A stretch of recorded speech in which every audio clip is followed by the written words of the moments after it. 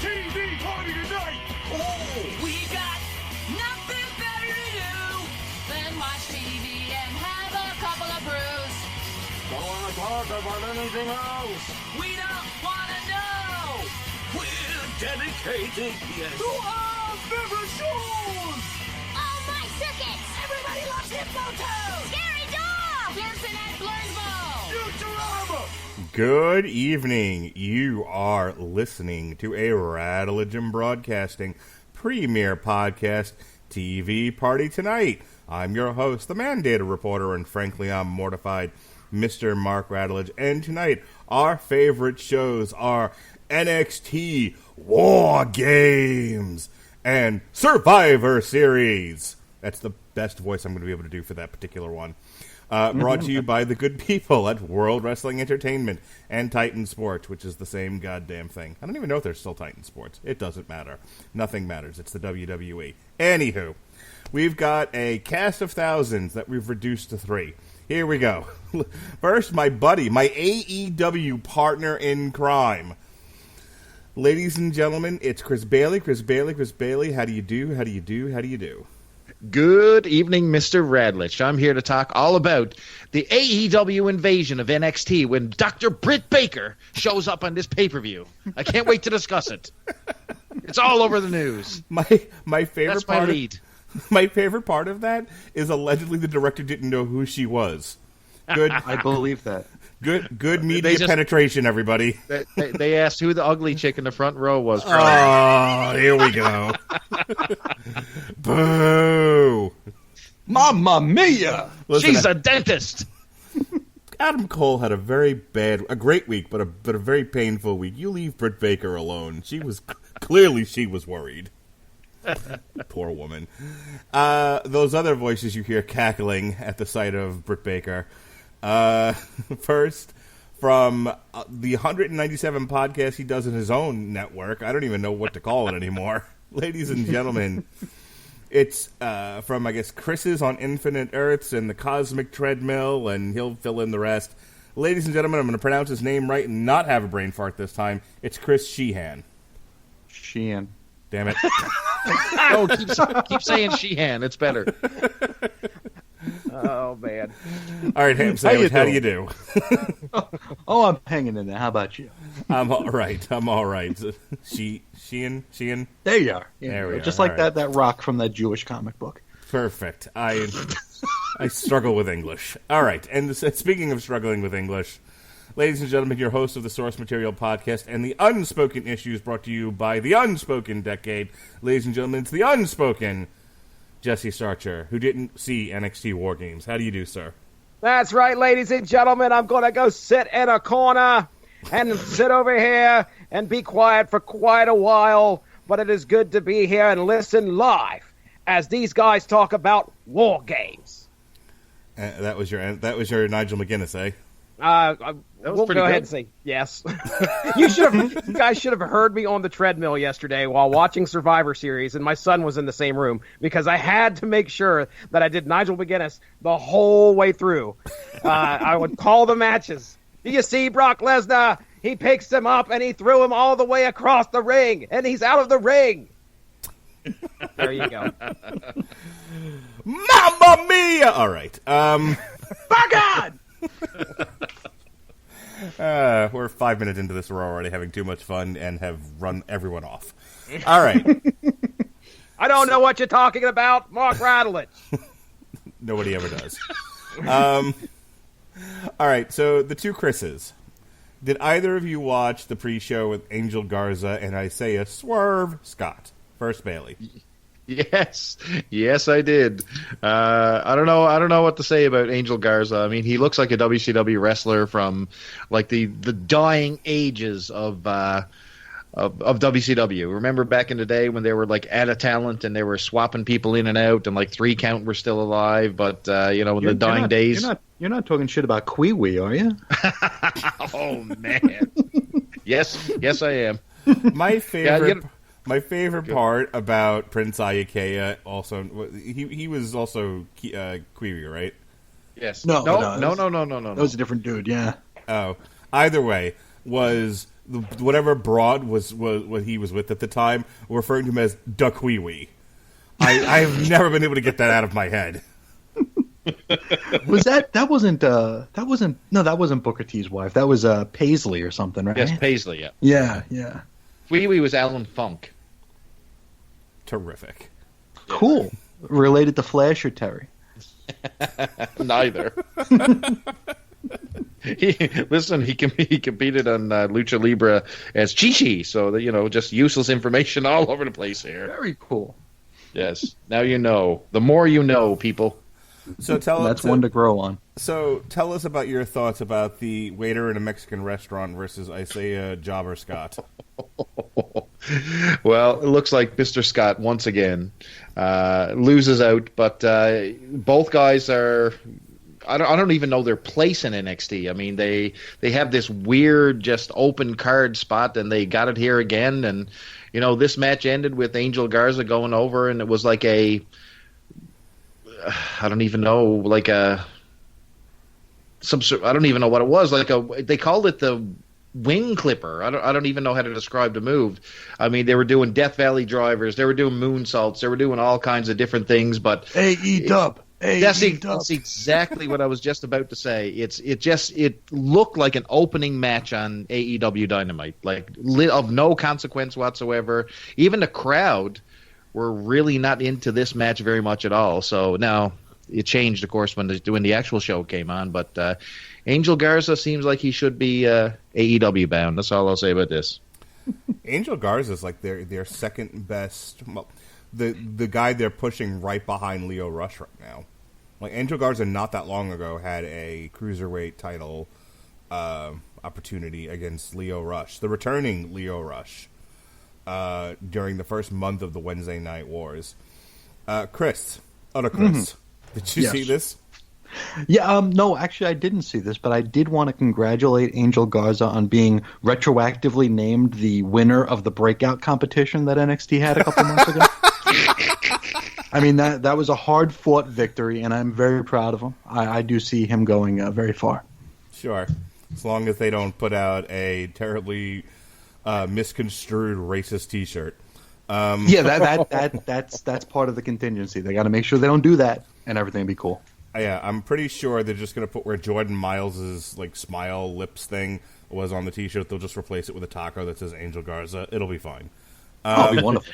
And then poor old Swerve can go back to CZW where he belongs, or MML, or wherever the blue hell he's going to end up now. Who was he before he came? Who was he before he came over? Shane Strickland. That's the name I'm thinking of. Okay, I knew he was someone that I had heard of. I just didn't remember which one that I heard of. He was in Evolve for a little while, Combat Zone Wrestling, and a few things like that. But because he was in MLW for a bit, right? Yeah. Okay. He was on Lucha Underground too. He was Killshot. Huh. Yeah. None of which anyone cares about. I like both these guys. I think they're they're good for popping a crowd, or maybe they're not. But I like what they do. I think Angel Garza has a bright future if they keep paying attention to him. Yeah, well, he's the flavor of the month right now. He's fine. All right, let's get to the one we all want to talk about here. Team Ripley versus Team Baszler. Team Ripley consisting of Rhea Ripley, the future ex-Mrs. Radulich. Oh, my goodness. Right, Jesse? That's right, buddy. Oh, where's my sound effects? Come on, let's one more time. Hamna. That's right. Mrs. Gargano, Candice LeRae. Dollar Shop Candice. Yeah. The Bionic Legs, Tegan Knox, and Darth Dakota Kai. My God. Yes. Yeah, we'll talk about that. Versus your NXT Women's Champion for 12 years now, Shayna Baszler. Bianca Belair, which, oh my God, the muscles on that chick, man. Sheesh. Io Shirai. EST. Yeah, baby. Of NXT. Io Shirai, crazy-ass Io Shirai, who's never been more popular than she is right now since she took on crazy behavior. And Kaylee Ray. That's it, just Kaylee Ray. Oh, the UK girl, right? Yeah, right. Yeah. Just Every time I think Kaylee Ray, I think the White Rabbit from Alice in Wonderland, like, and the King. It's just Meh. meh. All right, so let me quick give you my thoughts on this, and then I'll turn it over to you guys. I loved this match because, and here's what I've been telling people who've been asking me about it, or talking about it on Twitter and chats or whatever. What I liked about this was it wasn't just an 8-man tag in a cage. This had a great story that they told within the wrestling, which, because you see it so rarely now, it's amazing when it actually happens. But they set things up from what a rare thing. They set things up in the shows leading to this. They set up Dakota Kai trying to find her spot on Team Ripley, her losing a match, and then her being ousted for Mia Yim. And then Mia Yim loses the ladder match to Io Shirai.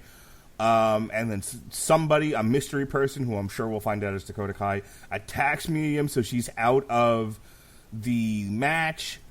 And then, just when there's an opportunity to tie things up and even the score, Dakota Kai screws Rhea Ripley and Candice LeRae and beats the living hell out of Tegan Nox for being overlooked and not chosen, and all this crap that happened, and overshadowed. So what's killing me here is that this is the story they were trying to tell with Bayley, but Bayley seems to be on like antidepressants or something. I don't know what they're doing with her. You are damn right. This is the story they were trying to tell with Bayley, but they did it right with Dakota Kai, and we'll get to Bayley a little bit later. But this is how you tell that story. And the best part of this match was Dakota Kai doing that turn. Because even though you saw it coming, they paid off a great setup. They talk about Chekhov's gun. If you introduce it, you better use it later. And they kept showing you all these different beats of the story, and then finally, boom, the explosion. And the look on Rhea Ripley, more like Dakota Kai definitely did her part in coming off as like a savage, spurned psycho. She did everything but boil someone's bunny in that moment. Oh, man. But the look on Rhea Ripley's face on, I messed up bad. And realizing that she's now it's going to be a 4-on-2. And then what's even, the look on her face of, I am in deep shit now. And then in the next moment, Shayna Baszler comes down the aisle and she's like, yeah, I got this. Like, I love it when a plan comes together and I didn't do nothing. Sometimes the best stories are told with just a look. We've cited the Cactus Jack emergence on Raw with Triple H, how if Triple H hadn't had that look, that never works. Another famous one, when Ric Flair shows up and Vince McMahon's like tugging on his ear. Like, these were all just perfect reactions. And Shayna Baszler, Rhea Ripley both had the best reactions of this match. The actual match itself, I mean, look, they're all fairly talented, crisp performers. There's, the 6 gals that ended up staying in this match are not terrible by any stretch of the imagination. And I thought they pulled off a very entertaining match. But I was just enraptured by the story that I laid out there. And my favorite spot, though, of the match was, I think it was Rhea Ripley to Bianca Belair, where she had her back to Belair, and Belair kind of like, I think, came over the rope, and she just fucking waylaid her with the garbage can. Just spun around like Casey at the bat and knocked one into the bleachers. But yeah, I'm pretty sure all of Bianca Belair's math went into the upper deck. This might be my favorite match of the weekend. What do you think, Chris Bailey? Oh man, this was really, really good, and a standout for the NXT women's roster as well. Anyone who says women wrestling is boring in 2019, man, they're outshining some of the guys a lot of the time, and this was excellent. So let's start at the beginning. So I mean, you had Rhea Ripley in the ring. I mean, you had Bianca Belair. They were fooling around in the ring. They were getting, grabbing all kinds of weapons underneath the ring. That's one thing I made a note of. So what's hilarious is that, underneath the ring is filled with the regular schlock. Like it had your kendo stick, it had your trash can, it had your chairs, but it also had tables.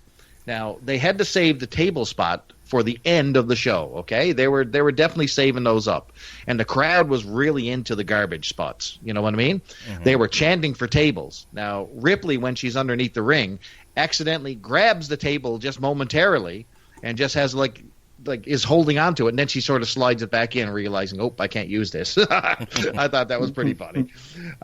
Like you said, the heel turn by Dakota Kai. I love the way they played it out. So they're in the cage, they're waiting to waiting for the countdown to come down. Dakota Kai's name is, or it's her time to exit the cage and go towards the cell.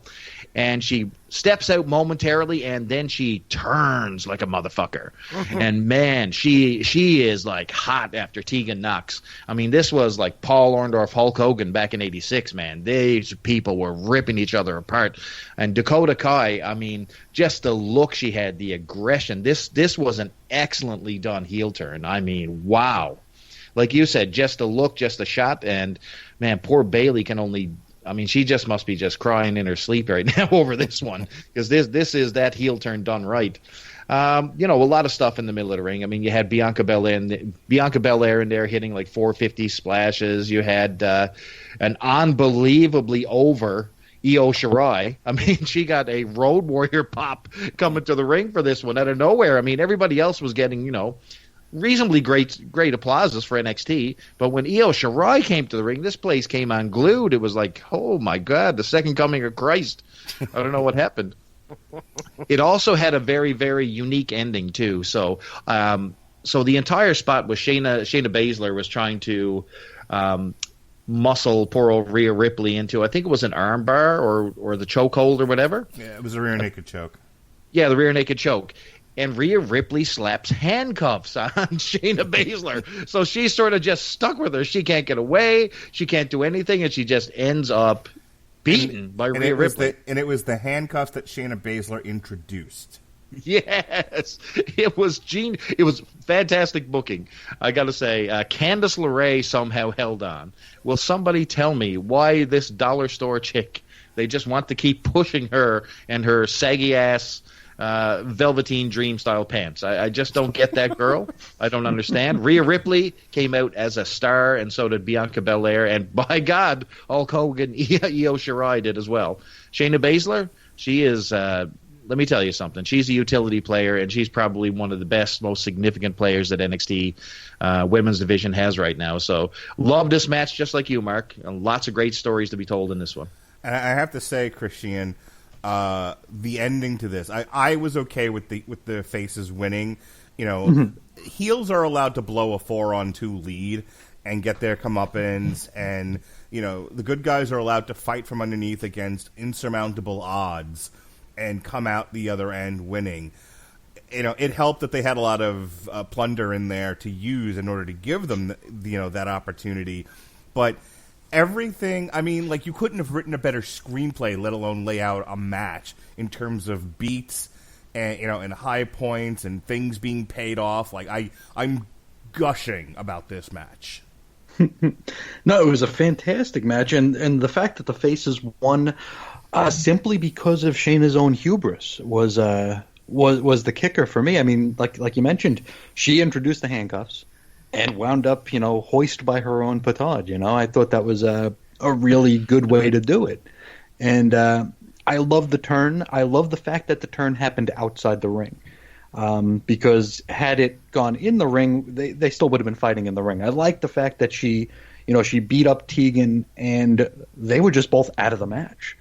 It wasn't like it was just going to be a 4-on-3 if Tegan was able to, huff it and get back into the ring or get back into the fight or something. This was just 2 people eliminated from the entire proceeding, really putting the faces at a handicap and having to not so much out wrestle or out strength the opposing team, but actually just outsmart them and let them trip themselves up because Shayna, like you said, she walked down that aisle so damn smug.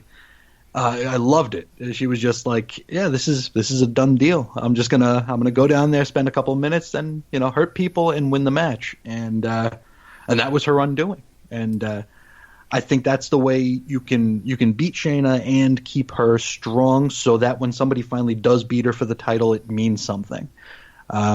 We see a lot of times where you have the champions losing non-title matches so often that it cheapens the actual title change.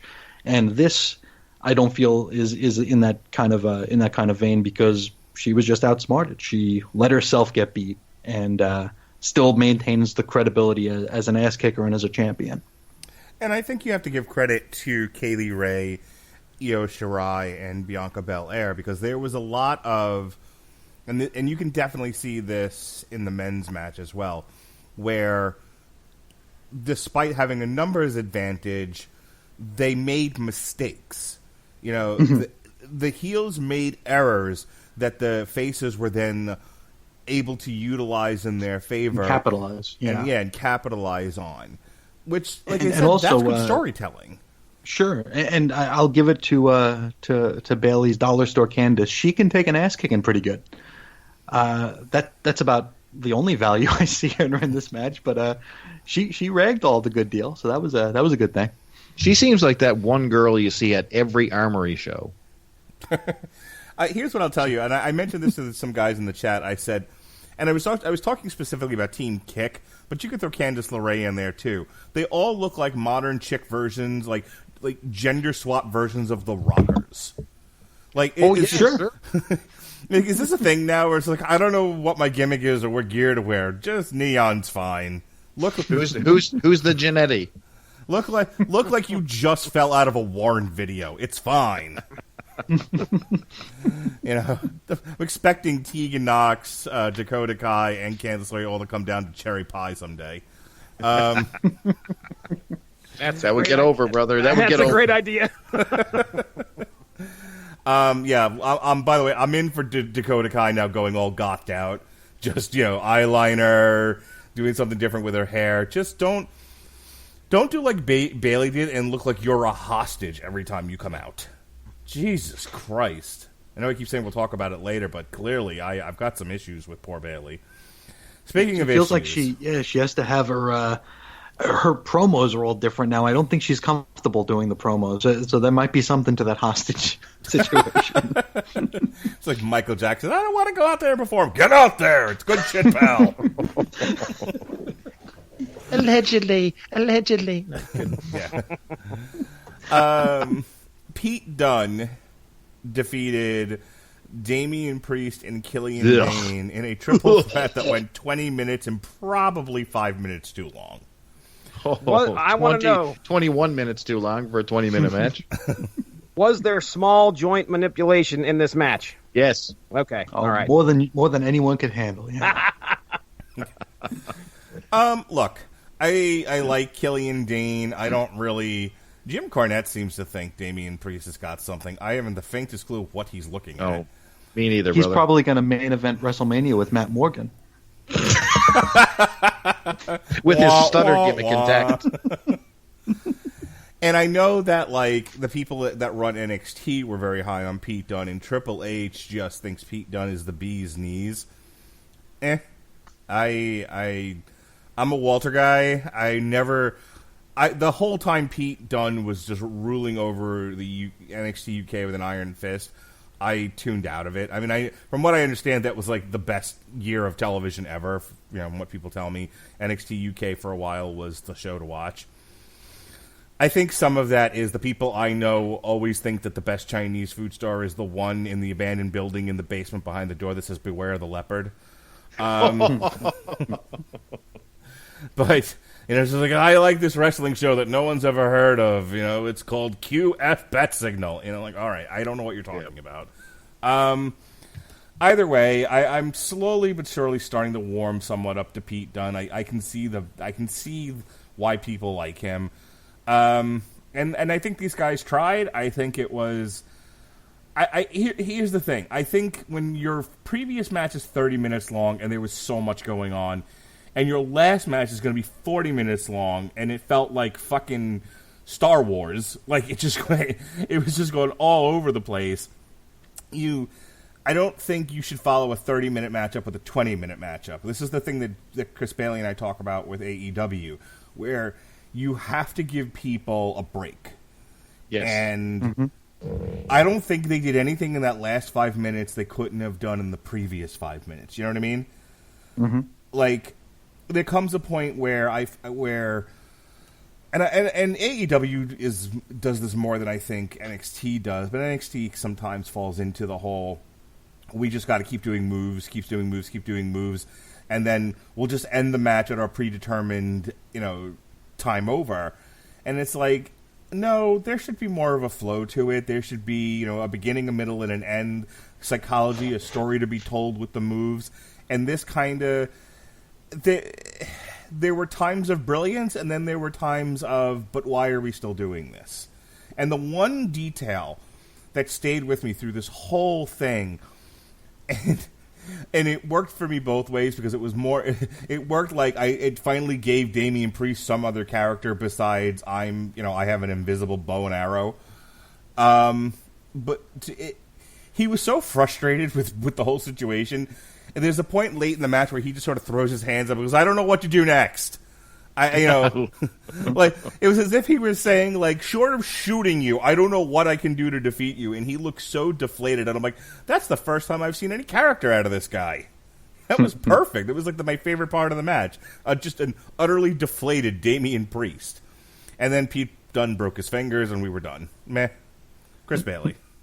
Yep, you said it, bro. Meh. I mean, you know what? For a triple threat, which is not my favorite match to begin with, it was definitely serviceable. I mean, you had Killian Dane throwing his weight around. I mean, that was pretty fun. I mean, a lot of power moves. You had a couple guys, or at least one guy, who could sell, large tosses across the ring and look like he was getting destroyed in Pete Dunne.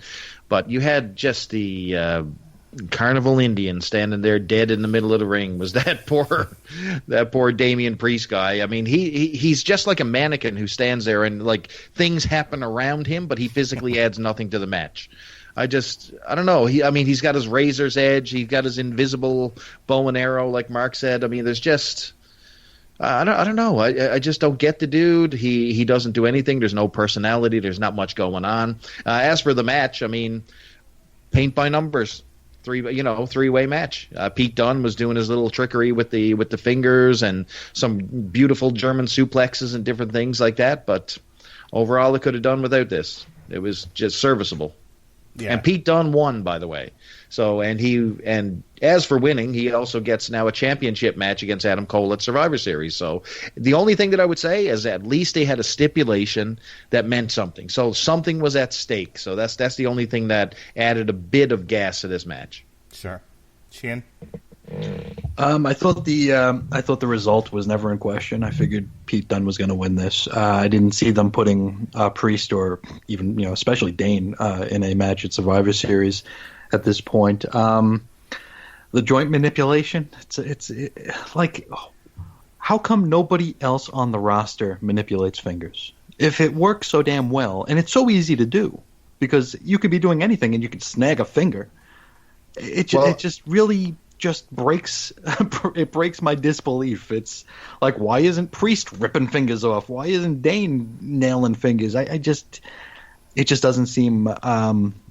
It just always takes me out of the match when it's such an over reliance on such a gimmicky thing that is so exploitable, and yet nobody does it except this one dude who, as I've said before, he reminds me of like if you're playing like with your action figures and somehow a potato rolls into the field.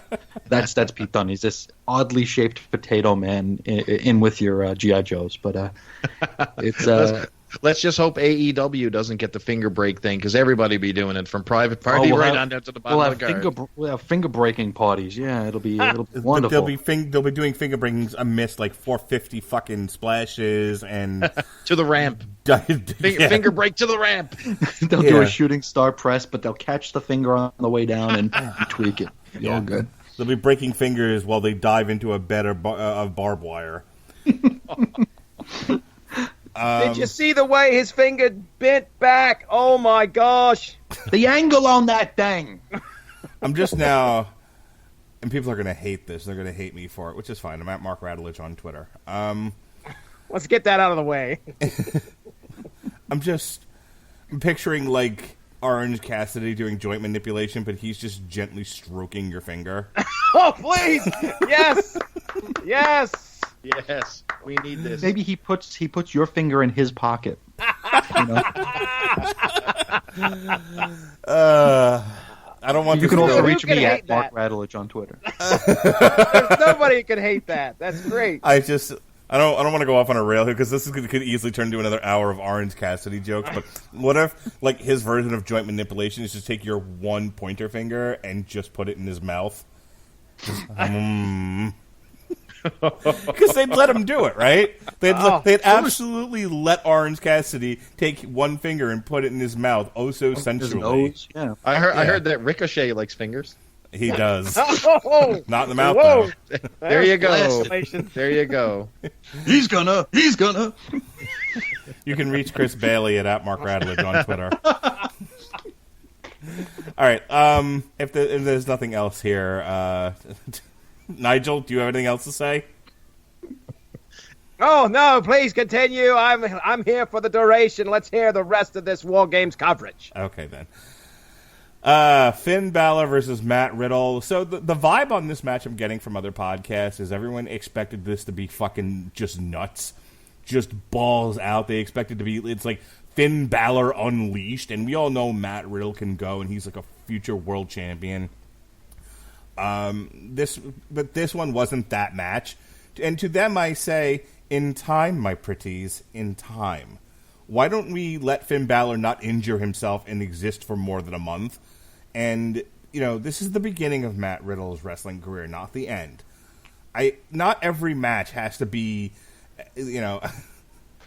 Boy, for those people who criticize me on Twitter for sounding like Jim Cornette, this is not Starcade 87, the main event, okay? Just fucking relax. Sometimes they just need to do a match.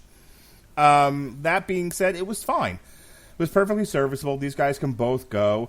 I think it broke up the card. I think it hit a different note than the other three matches hit, which I think is important. You know, as we talked about, as Chris Bailey will tell you, because he's an expert on the subject now, you don't want to be cattle decapitation. The same note over and over again. No, you don't. You want to break it up, be jazz. You know, try some different sounds. And so, look, you throw it on late in the card to kind of break up that awesome women's match and that triple threat that went too long. And now you have this kind of shorter, and maybe could have afforded to be even a little more shorter, between Finn Balor and Matt Riddle, which was perfectly competent and executed well. It wasn't anything special, but I don't think it had to be. Right, Bailey? Yeah, man, this is exactly the right tone. So you don't have repetition. Not every single match needs to be a 5-star, match from the Budokan that good old Mr. Meltzer loves. You need to slow it down. This is not the main event of the show. So this was at the perfect pace, at the right time. It had the right finish, which, by the way, Finn Balor actually won. With his newer finishing move instead of the old coup de grace off the top rope. It's the 1916 DDT, which basically is the old classic brainbuster or the Ghostbuster from Coco Beware. I loved it. One thing that I did note in this match, though, so Riddle is using the Goldberg jackhammer, which is kind of cool. It's called the Bro Hammer. But anyway, in the middle of this match, and you check out the footage of it, I don't know if the ref wasn't paying attention or whatever, but that was an incredibly long 2 count on that particular one. I don't know if the guys weren't paying attention or whatever, but they were on the verge of ruining this one. Riddle could have possibly went over, but I was perfectly okay with this match. It was the right tempo. The guys seemed to have great chemistry. Finn Balor was selling the hell out of Matt Riddle stuff. I mean, the German suplexes, the Broton. I mean, every move was crisp and good, but they didn't go overboard. They didn't break out, 2,500 dives to the outside. They how played many it crisp. strikes? Oh, there was tons of Easter eggs. Oh, yes. But only one sling blade. So that's good. Oh, okay. All right. That's Yes. And I don't think there was any Canadian destroyers in this match. No. No, that So comes really? later. So the AEW fans were pissed. Oh. I guarantee you. Minus 5 stars. But yeah, I was perfectly fine with this match. Sheehan.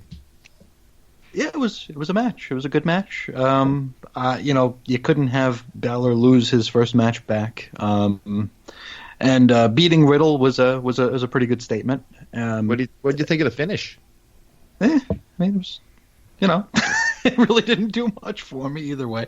This match really wasn't. This wasn't the match that I started watching to see. It was okay. That's about it. All right. Now we get to our main event. Team Ciampa. Keith Lee, Dominic Dijakovic, and eventually we would see the glorious return of Mr. NXT himself, Kevin Fight Owens. Which they would screw up later on in this weekend. This whole twist and turn in the story goes to pot at Survivor Series. Yeah. Versus the Undisputed Era, Adam Cole, baby! Bobby Fish, Kyle O'Reilly, and Roderick Strong. Look, they had a tall order in trying to do something different than what the girls did and do something better and really make this a memorable match for people to go home happy on. I think they largely succeeded in that. Some people may say, Kevin Owens' return kind of took the air out of the room. People were expecting Velveteen Dream or Johnny Gargano or John Morrison or Jesus or the Young Bucks or Joey Ryan. I don't know what people thought was going to happen, but it was Kevin Owens, and that's fine. I think there was this again. I know this is a foreign concept for most people, but this paid off a story point. He was challenged by Triple H, and there was a whole thing that happened on it was SmackDown or Raw, I don't remember which one. But so there he was, and it was fine. I think storyline wise, it would have made more sense for it to be Velveteen Dream. But if he's not able to physically go at this time, then they needed to do something else that would make sense. This was a different story that they told with this one. This is like the one thing they didn't do in the girls' match was tables, as Bailey said before, and so this one was tables aplenty. Years ago, when I was first dating who would be my wife, I was telling Melissa, I said, let me tell you the universal rule of wrestling. He who sets it up goes through it. And and as prophetic as that was, Adam Cole sets a table. I don't know why. Like I know why in real life, but like storyline wise, like logically, he was like, "Let me put this table just so right here." And I went through it. It was like in another movie and another time. It's like, let me just put this gun in my mouth and see what happens. Oh, look, I've shot myself. These things happen. It's a small point, but it was a silly one nonetheless. This whole thing leads up to this circuit of tables breaking. And as cynical and as I am a wrestling fan, and for as long as I've been watching, boy, does it take a lot for me to react. The Dakota Kai thing, I laughed uproariously, but I laughed because I was like, oh my... Like, I don't know how to react anymore when the WWE actually pulls off something good. Like satisfying. So, like, that produced laughter because I don't know how else to show, like, appreciation for well-told story. And the circuit of tables breaking as they built up to Tommaso Ciampa driving Adam Cole off the top of the cage through 2 tables, more on that in a second, I was screaming in my living room. Like, both my kids are looking at me, like, it's the old cartoon where, like, my son and daughter are just holding up signs that says, like, Ding Bell, corny, Bats in the Belfry. They didn't know what to make. Like, my son's looking at my wife like, what's wrong with Daddy? Because I'm sitting there going, oh, no, not Bobby Fish, through a table. No, not Kyle O'Reilly! Like, I'm like freaking out. You know, but I loved it. I love the fact that like this just built to a crescendo of our absurd cartoon violence, and then, and I have to talk about this in some degree of detail because a couple of months back we did the takeover where at the end it was a 2 out of 3 falls match, I believe. The cage match Suicide Pact. The Suicide Pact. Adam Cole and Johnny Gargano. Yes, where Johnny Gargano stood at the edge of a bridge, and they kissed, and they hugged, and they said forever, and jumped through a table. That's when Aerosmith started to play. Yes, that's right. I remember that. Yeah. You heard Crazy, don't wanna or fall crying, asleep. or amazing. Yeah, one of those. Something to get a grip. Yes. Alicia also heard on Unspoken Issues. Right. There you go. Yeah, That's your plug, Jesse. Thank you, sir. Alicia Silverstone, Liv Tyler dove through tables off the cage. It's a 90s reference, children. And I said at the time, and I will continue to say, that was the dumbest thing I'd ever seen.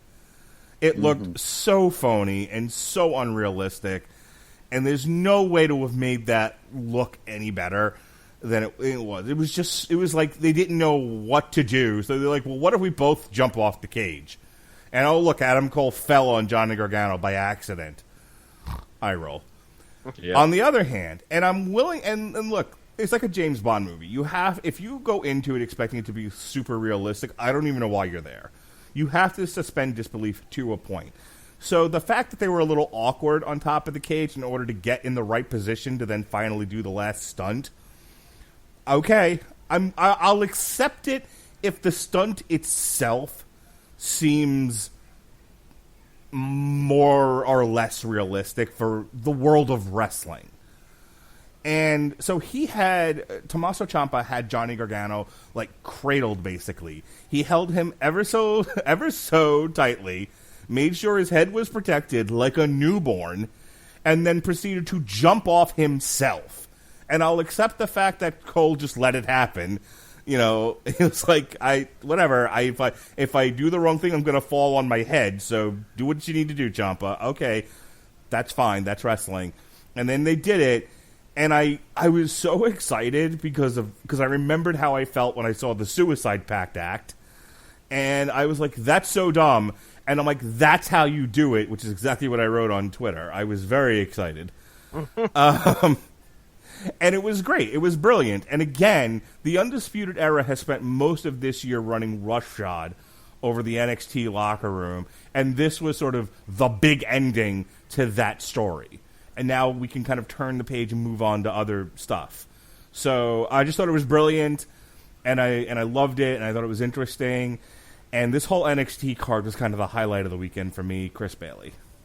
Yeah, you're damn right about that. It was actually a move put on another wrestler and executed instead of the Suicide Pact. Someone actually intended to do harm to another person instead of both people convincing each other like Jim Jones drinking some Kool-Aid to jump off the cage. I don't know. So a couple points about this match. I mean, everybody wants to hear about it, and I'm going to break it down for you. Yes, Britt Baker was at ringside for the AEW invasion, and by God, they're ready to. That's going to be the big news story next week. It's definitely going to happen. I know it. AEW on NXT. It's happening next week. There, you can write it to the bank. Britt Baker. There you go. Wow. Yeah. Wow. I'm stunned. Anyway, on to more serious stuff. Kevin Owens. So this guy looked motivated for the first time in 2 years coming out to that crowd, and the crowd ate the guy up. So I don't know where people were saying that there was crowd apathy towards him coming out as the mystery man, because I didn't see it at all. I thought they were super into the guy. Everything the guy did in the ring was over. Really cool. I'm looking forward to seeing Tommaso Ciampa return to his slime bag roots, though. I don't know, Tommaso, the good guy, the leader of the fray. I don't know how that really works long term. I did like his new gimmick with the mask and the hoodie and all that type of thing. That's a cool look for the what do they call him? The Psycho Killer. Sure. I think, yeah, I think so. Yeah. You guys missed that. And my favorite guy, and I can't leave this match alone without burying Donovan Dijakovic, which has more personality than a roll of toilet paper. This guy is just He looks like a trainee. He looks like if you brought a trainee into the ring and said, "Here, execute a body slam." This is what you would expect. He looks like somebody watched the heavyweight fight with Stipe Miocic and Dan Cormier and goes, "We need wrestlers that look like those two. Have you heard about Keith Lee and Dominik Dijakovic?" I mean, yeah, no, hold on now. Keith Lee and Dijakovic had a great series of matches, but it's pretty clear now that Keith Lee dragged his miserable ass through those matches because left on his own devices, he is he is like rookie, brutal. But anyway, I really loved this match. It was my favorite WarGames overall. I'd say my favorite WarGames match to date from NXT, probably. They just had so many great spots, and yes, there was a Canadian destroyer, and yes, it was bad. Adam Cole was it Ciampa, I think? No, was it was Kevin Owens. Yeah, Kevin Owens. Yes, that's who it was, and he almost screwed it up. Owens tried twice to lift him over the back, and they did it in the middle of the ring. It didn't work, but overall, great finish. Team Ciampa won, like almost 40 minutes into this thing, and I enjoyed every bit of it. Sheehan. I agree with everything you guys said. Only I think the match was maybe a little bit too long. I feel like these WarGames matches, they really, really make them long, and I mean, there was action the whole way through, but I could have been done with it a little sooner than it was. I think the big flaw with WarGames, Sheehan, is there's no elimination. So yeah, it's all. You know what I mean? And the match doesn't even start until 20 minutes into the action. You know, that was going to be what I was going to say. Is it's hard to shorten this thing up. Yeah, it's like look, what we need is a 20-minute Royal Rumble. Okay, then it's not the Royal Rumble. Exactly. Yeah, so it's I'm asking for something that's not possible, but I got kind of fatigued, especially after the first one, which was also great, but it was just a lot of. I mean, it's weird to complain about a lot of wrestling on a wrestling show, especially a WWE show where, I mean, half of it's recaps, but it just felt really long. I was happy with it, but just a little long for me. Do you think, because we're all kind of saying the same thing, that this show was fantastic? Mm-hmm. I think if you were making like a general comment, we'd all say, hey, it was great. It was some of the best wrestling we've seen out of all the shows we've reviewed this year. It was one of the better ones. But do you think it suffers from the fact that the next night we had a 12-hour Survivor Series? That's something I think they should probably alternate the TakeOver, because I know the whole reason for it was the piggyback, but now I think they make it their own thing. Now they might want to rethink that way of doing it, especially since it's the same crowd all 4 days too of these massive weekends, and from a marketing, just seems like a much. No, and that's my point, and I think that's the problem. There's two different masters you're serving here with the WWE, and that's been my big criticism for them for years now.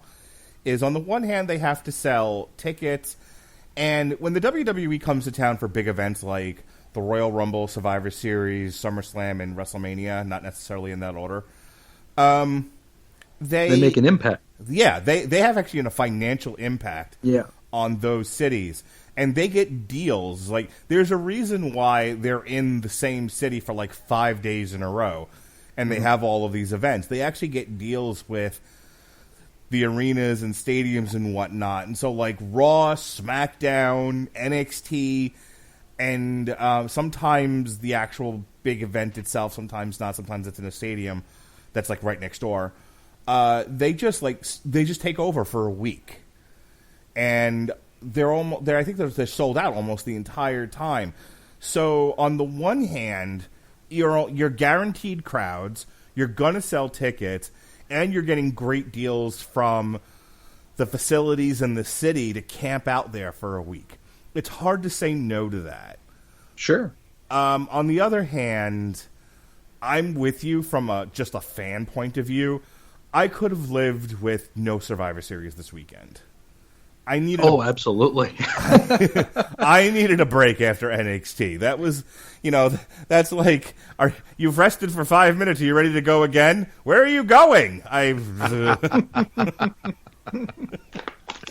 It's like banging the hot chick 10 times. By the 10th round, you're done. Yeah, it's not as exciting anymore. I eat a sandwich. Yeah, exactly. You look like Britt Baker. Get out. Last night was wonderful. Why are you still here? That's kind of how I feel with these NXT big event weekends. So that being said, I think we all agree that it'll be a little bit different with the Royal Rumble because that weekend they're not doing an NXT show; they're doing Worlds Collide, which is NXT versus NXT UK. Okay, we need more brand supremacy storylines. That's something we need in this business. I was going to ask, do you guys think that they will do something similar like this next year, where we have NXT involved in Survivor Series, just like we did this year? Because I really feel for the performers, the NXT performers who have to go out there on Saturday night and then go out there again on Sunday night. I mean, I imagine that's as careful as you want to be in these matches. I'm sure it takes its toll. Obviously, Saturday night had to have taken its toll. Adam Cole's going to die at 60. This weekend. Listen, just think about what we're saying, guys. You're talking about these guys having to work 2 nights back to back. Hogan and Flair in the 80s are just shaking their head going, hold my beer. Yeah. Hogan's like, I was home once in 10 years. 2 nights back to back. I worked 3 shows in 1 night, you slapdicks. Yeah. In 3 different towns. 3 different continents. Bill Watts is like, you're all pussies. Get those mats out of there. Exactly. Oh, Bill Watts, we love you. Anyway, so I wanted to just kind of throw this out there with the whole Worlds Collide thing and answer your question, Jesse. I think they will, but not for the reason they did it this time. They did it this time because they've got this show going up against AEW, and it was getting less than 1 million views. Okay. And they needed to do something to make it worthwhile to continue to get the money that they were getting from USA Network to put it on there in the first place. So a lot of people are calling Survivor Series basically an NXT marketing event. Yeah, that's exactly what it was. There's no argument about that. Will they do it again next year? Yeah, because now they've done it. Now they were like, we've set a precedent that Survivor Series is brand warfare. Which I don't know about you guys, but in the 120 T-shirts that I have, which I found out today, I have a T-shirt problem. Half of which are now wrestling shirts. I can't tell you how many brand shirts I've got, how many We Are NXT and Raw and I have none. Contrary to popular opinion in the WWE management, I'm not a fan of brands. Nonpartisan. I like NXT, but I like NXT because the guy's on the roster, not because of, not because it's called. You don't ham like the sandwich. gold letters? Yeah, sure. And the romantic mood lighting and it's Full Sail. No, I'm not a fan. So yeah, like I said, I think it'll be slightly different, and then NXT gets its own pay-per-view in February in Portland, which I'm much more preferable to. And we're going to get it again with WrestleMania, though. The NXT will do their show WrestleMania weekend, and then I'm sure a bunch of them will end up being on the actual WrestleMania card like they were with Survivor Series. What are you going to do? Anything you want to add to that, Bailey or Sheehan? Really enjoyed the show overall. Thumbs way up. I think they paced themselves quite well. They didn't have every single match wasn't, a Tokyo Dome show. So, I mean, I was just pleased overall. And especially that women's match at the beginning, man, it was fantastic. 4 matches in a pre-show, like in 2019. All it needs to be. It wasn't 1 o'clock in the morning when it was over and you had to catch an Uber in the cold. It was nice. Exactly. All right. From the sublime to the ridiculous, here we go. Survivor Series. Nigel, you ready? Oh, yes, please. Let's go. Continue. I'm sorry. I'm reading the internet, please. Mamma mia! Oh, sorry. I just overstepped you. Hey, we have an ROH champion and a Hall of Famer here. What's going on? What's going on here? I quit. Don't delete your Twitter, though. All right. Oh, yeah. Let's talk about this pre-show. I'm not going to lie. I missed the first 2 matches, and I wasn't going back. I did not care. Don't worry. I watched it for you. Yeah. And me. Yeah. I did see the Viking Raiders, the New Day, and Red Dragon. The Undisputed Era. Sorry. So, Bailey, go ahead and just sum up the first two for me. The stupid tag team battle royal, and then Lio Rush versus... I'll give you the 10-second tidy on these things. We definitely do not need to spend time on this. Okay. So, Breezango versus Street Profits versus Ryder and Hawkins, who they say on commentary are lucky to still be working with the company. Wow. Wow. Versus Lucha House Party versus Imperium versus Heavy Machinery versus Rude and Ziggler, which if you could tell me what brand they're on, I don't know, but apparently they're on SmackDown right now, versus the OC, and versus the Forgotten Sons versus the Revival. Now, I forgot the Forgotten Sons were even in the match. You couldn't, I saw one guy being dragged out, didn't realize he was in the entire match. It was an over-the-top battle royal for the Tag Team World Cup trophy. Rude and Ziggler won. There was a whole lot of nothing. It was a standard battle royal. I have no idea what their plans are for putting Rude and Ziggler over. Heavy Machinery did their work. We had some Street Profits action. We had the strippers in Breezango there. Revival just looked like secondhand news, and Rude and Ziggler won. So they are the cup holders now? The World Tag Team Cup holders? I would assume so. Nobody cares. I hope the trophy doesn't disintegrate on them on the way home. NXT Cruiserweight triple threat match, another triple threat match, which I can't stand. This one was pretty damn good. Lio Rush, Kalisto, and Akira Tozawa. You had Mr. Lio Rush win by pinfall after he hit the final hour. And there wasn't much of anything. It was your standard AEW match, just with a bunch of flip-de-doos and blop-de-doos and all that kind of stuff. And Akira Tozawa hits that amazing senton bomb, which I don't care what anybody says, it's the best in the business. But not a big lot to say with that. Now you went on to the third match, which was New Day versus Undisputed Era versus the shitty Viking Raiders in the Battle of the Tag Team Champions. So we had. The stupid Viking Raiders win this one again. I just don't get this team at all. One interesting thing that I will call out on this whole thing, the New Day, when they did an interview, they had a little bit... You can see that they're either somebody else is writing the script or they're doing this intentionally, but they're saying, don't forget about us. We are, we're the guys who set this place on fire. We're still the most popular tag team that ever was. So... I think there's a little manipulation going on here with the New Day. I think we're going to go dirty very, very soon. Undisputed Era, we're just in this one to basically do bumps for these two big goon teams, you know what I mean?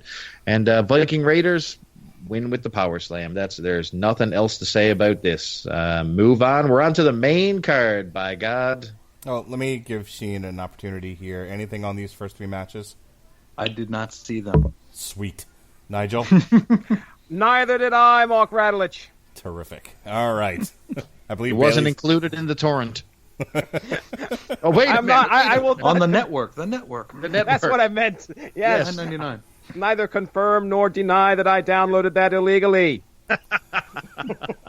Once again, the first women's match is one of the best matches on the card in terms of psychology. Oh, come on, you're biased here. And Rhea giving Ripley. You something different. No. Okay. No, I'm just pushing your buttons. Go ahead. Well, no, because here's the thing. On the one hand, the work itself was a bit clunky, and I did mention that on Twitter. I said, this wasn't as smooth as I think you're going to see with the men who are used to doing these. Most of the guys in the men's matches have done like elimination chambers and, other Survivor Series matches. They're used to it. A lot of the women, especially the women whose sum total of wrestling experience was their time in NXT, aren't used to doing matches like this. I really think it's unfair to be like, okay, have you ever done a 5-on-5 elimination style team match? No? Terrific. Here's 15. Knock yourselves out. So I think you grade on a curve with this one. That being said, I love the fact that people are protected and they do different things, and it isn't just boom, eliminate this person, boom, eliminate that person, like the men did. There was a streak of shitty eliminations. Hello, Walter. And we'll get to that in a second. Yeah. We're not having fun anymore, guys. I like the fact that they took out the two girls who just broke their ass last night, Candice LeRae and Io Shirai. They took him out like an injury angle, and lo and behold, when things, when the chips were down and Rhea Ripley was in trouble, they came back out and helped her win. And so Sasha Banks still looks strong because it took chicanery and 3 women to beat her.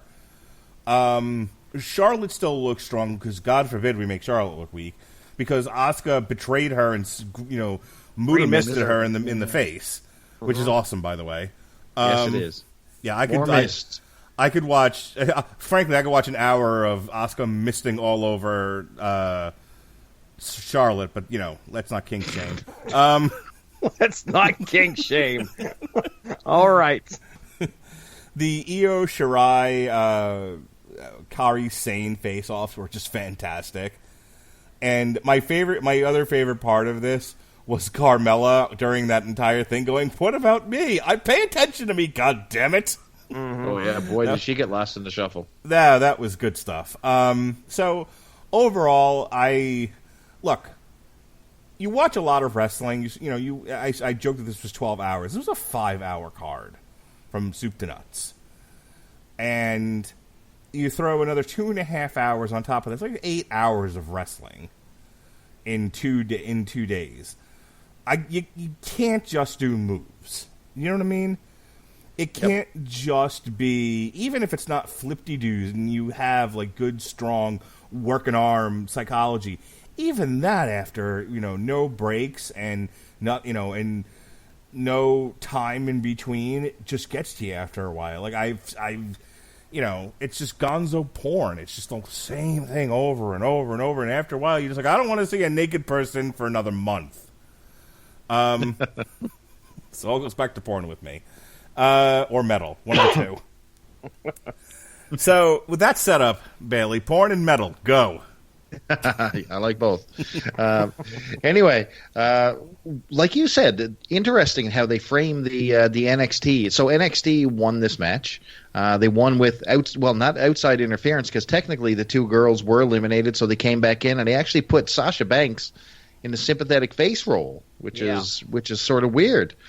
And it happened again in the next match. So they're painting NXT's win of this entire spoilers of this entire thing with cheap wins. So I mean, you had with Roderick Strong and the other match coming up after it, it's the same type of deal. So they're getting these sneaky wins, like NXT shouldn't be defeating our core brands. You know what I mean? They're sending a message. Another oddity as well was that Rhea Ripley was really playing into the face role, which I really don't like. What happened to the the kick ass road warrior type cyber bitch, you know what I mean? What happened to her? Like, she seems that now she's like Superface, and she's helping Candice LeRae, and I know it's Survivor Series, and I know it's a role change and all that stuff because it's interbrand and all that supremacy's on the line, but let's keep consistency in the characters. Another thing, can I offer this? Yeah. NXT exists in a parallel universe. You're exactly right. It's Crisis on WWE Earths, and they are like Earth. God knows what Earth these people would be in. So on Earth 2, where NXT exists, Bianca Belair and Rhea Ripley hate each other and have been feuding. On Earth 1, they're buddies, and they're giggling at the other girls. Exactly right. Hold on. Yeah, really like this match, though. I will say that there was a lot of good in there. You had a lot of people getting eliminated. Can anyone remember how Dana Brooke got eliminated? No, I don't remember she was in the match. Yes, she was. How about Sarah Logan, who should be the manager of the Viking Warriors, by the way, with her Viking look? Why does this not happen? Right? What's that? I think she's married to one of them, isn't she? Isn't this like? It's just not basic booking 101. Yeah. Like, would you not do this? No, they're going to make a cuckold angle. she's going to be with the Street Profits. I think we had 2 of those going on, and they didn't work out either.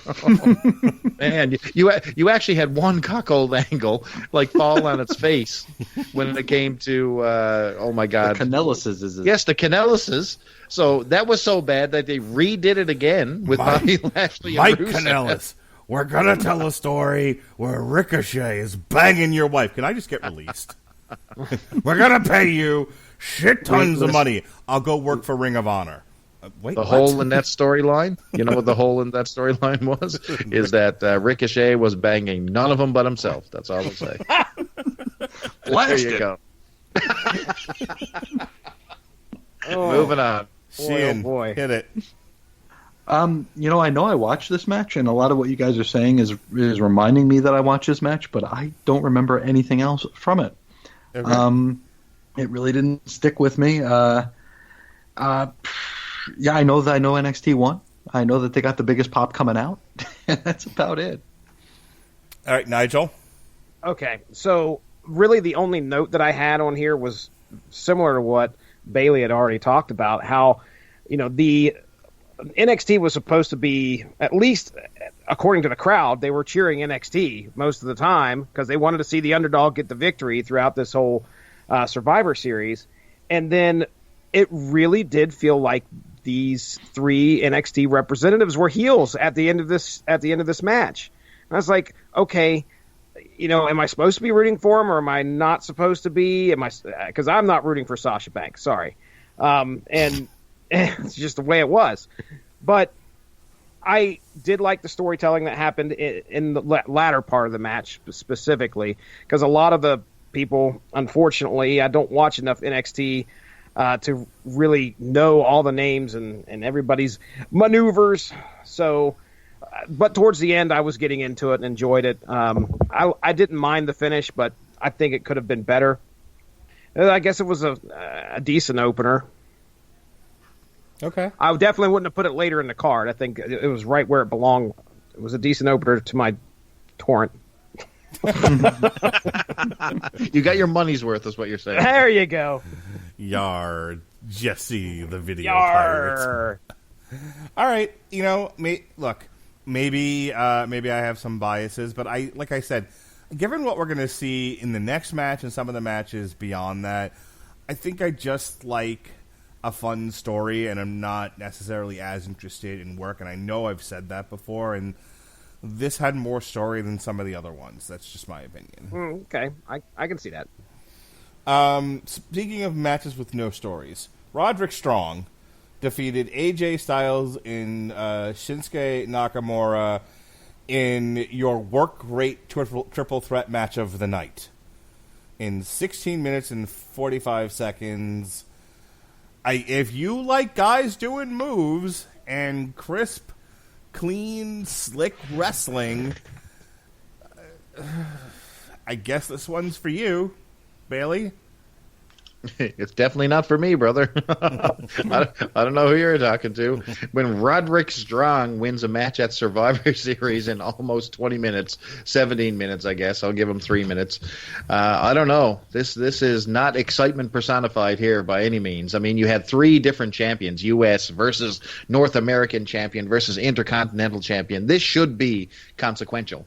I will say all guys brought their stuff to the game. I mean, Nakamura looked probably, stiffer than he did at any point in the past 6 months. He seemed motivated. He seemed that Roderick Strong was a good dance partner introduced between, AJ Styles has gotten himself into this little lull where he's just in a vacuum by himself, and I think he's just falling lower and lower and lower on the popularity card. I mean, fans seem like they want to give up on him, you know what I mean? You had Nakamura, he gave Strong to go to sleep, and they had a little CM Punk chant. Now, should we have a little CM Punk chant at all right now with CM Punk back in the company? The answer is no, because Especially they not in dropped Chicago. No, they completely blew his return. That's another podcast by itself. Wow. And that one. But then you had Roderick Strong pull off the win after AJ hits the phenomenal forearm, knocking out Nakamura, and Strong just basically slides AJ Styles out of the ring and takes the pin. It's Let me tell you something. Cesaro is probably the best example of what happens when you try real hard in the WWE, but management doesn't care. Yep. And I think that there are guys that are now getting hip to the jive, where there's no benefit to killing yourself in the WWE. The fans won't pay attention. And even if they do, management still won't push you. Yep. You know, you have the occasional Daniel Bryan WrestleMania 30 situations. You know, you have the occasional situation where like fans are just now hijacking the show and demanding somebody, but those are few and far between. For the most part, the work rate guys, like, you know, Ricochet will always be on TV because he's good for a train wreck, but you know, that's it. That's all he's ever going to be. And I think, you know, when you're 40 years old and you're getting WWE money, you're like, I just have to show up and not kill anyone, and I'll get paid, and they'll think I'm fine, and just collect your kids' college money, do what you're told, don't kill anyone, and Vince will love you, and that's it. And it's like, so, and then you have Roderick Strong, whose gimmick is he's in the Undisputed Era. That's it. That's all there is to that That's guy. it. Yeah. Yes. He's a good worker and everything, but again, it's not always just about work. There's nothing more to him other than he gets to be with the other three guys in the Undisputed Era. So, you know, it's two guys that have figured out the game in the WWE, and one guy who's more beige than Seth Rollins.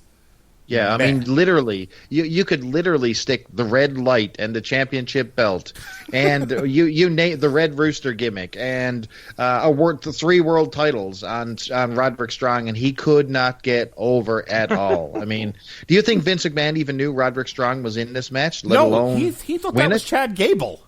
Absolutely, Shorty G was in this match. Shorty G got to win. Why is Shorty G out there? Where did that ugly belt come from? Vince, that's the North American title. What's North America? All right. Sheehan, go. A lot of what you guys said. This is there were no stakes to the, and that's, I mean, outside of the brand supremacy, TM copyright, whatever the hell, there was really nothing to, like, why are these people so proud of what color shirt they wear? Especially since we just had the brand split. We just had the draft. AJ's been on Raw for like 20 minutes. Nakamura's been on SmackDown for Why are they so protective of their brand? And why? And that doesn't translate to a non-story match between 3 champions who none of their titles are on the line. So who cares who wins? They had Strong win it by stealing the pin. They're cheered as baby faces. They're winning like heels. They're like the work rate NWO right now. It's hard to really invest. The match did go a bit long, and that's like my prime complaint about a lot of these 2 shows we're talking about here is that the matches were very long, and that's about it. Really, not a whole heck of a lot more to say. The moves were all nice, but they just went for too long. Yeah, Jesse. I feel like this was just a way for them to get another notch on the NXT, and that was about it. I mean, the only person we didn't have a chance to talk about and I'll briefly mention him, and that's Sami Zayn and his interpretive dance skills. So that's about it, though. I mean, did have my first note of Nigel McGuinness yelling into the microphone, and that continues for the rest of the night. But yeah, I mean, it was an okay match. The other note that I had, I think there was a point where Nakamura got nailed with a knee strike from Strong, and I like the way that Nakamura sells. I just think that, I mean, he just completely goes limp and is bent backwards. But, as you guys said, there didn't feel like this was filled with stakes in this match. Who gives a crap? Why do these guys care?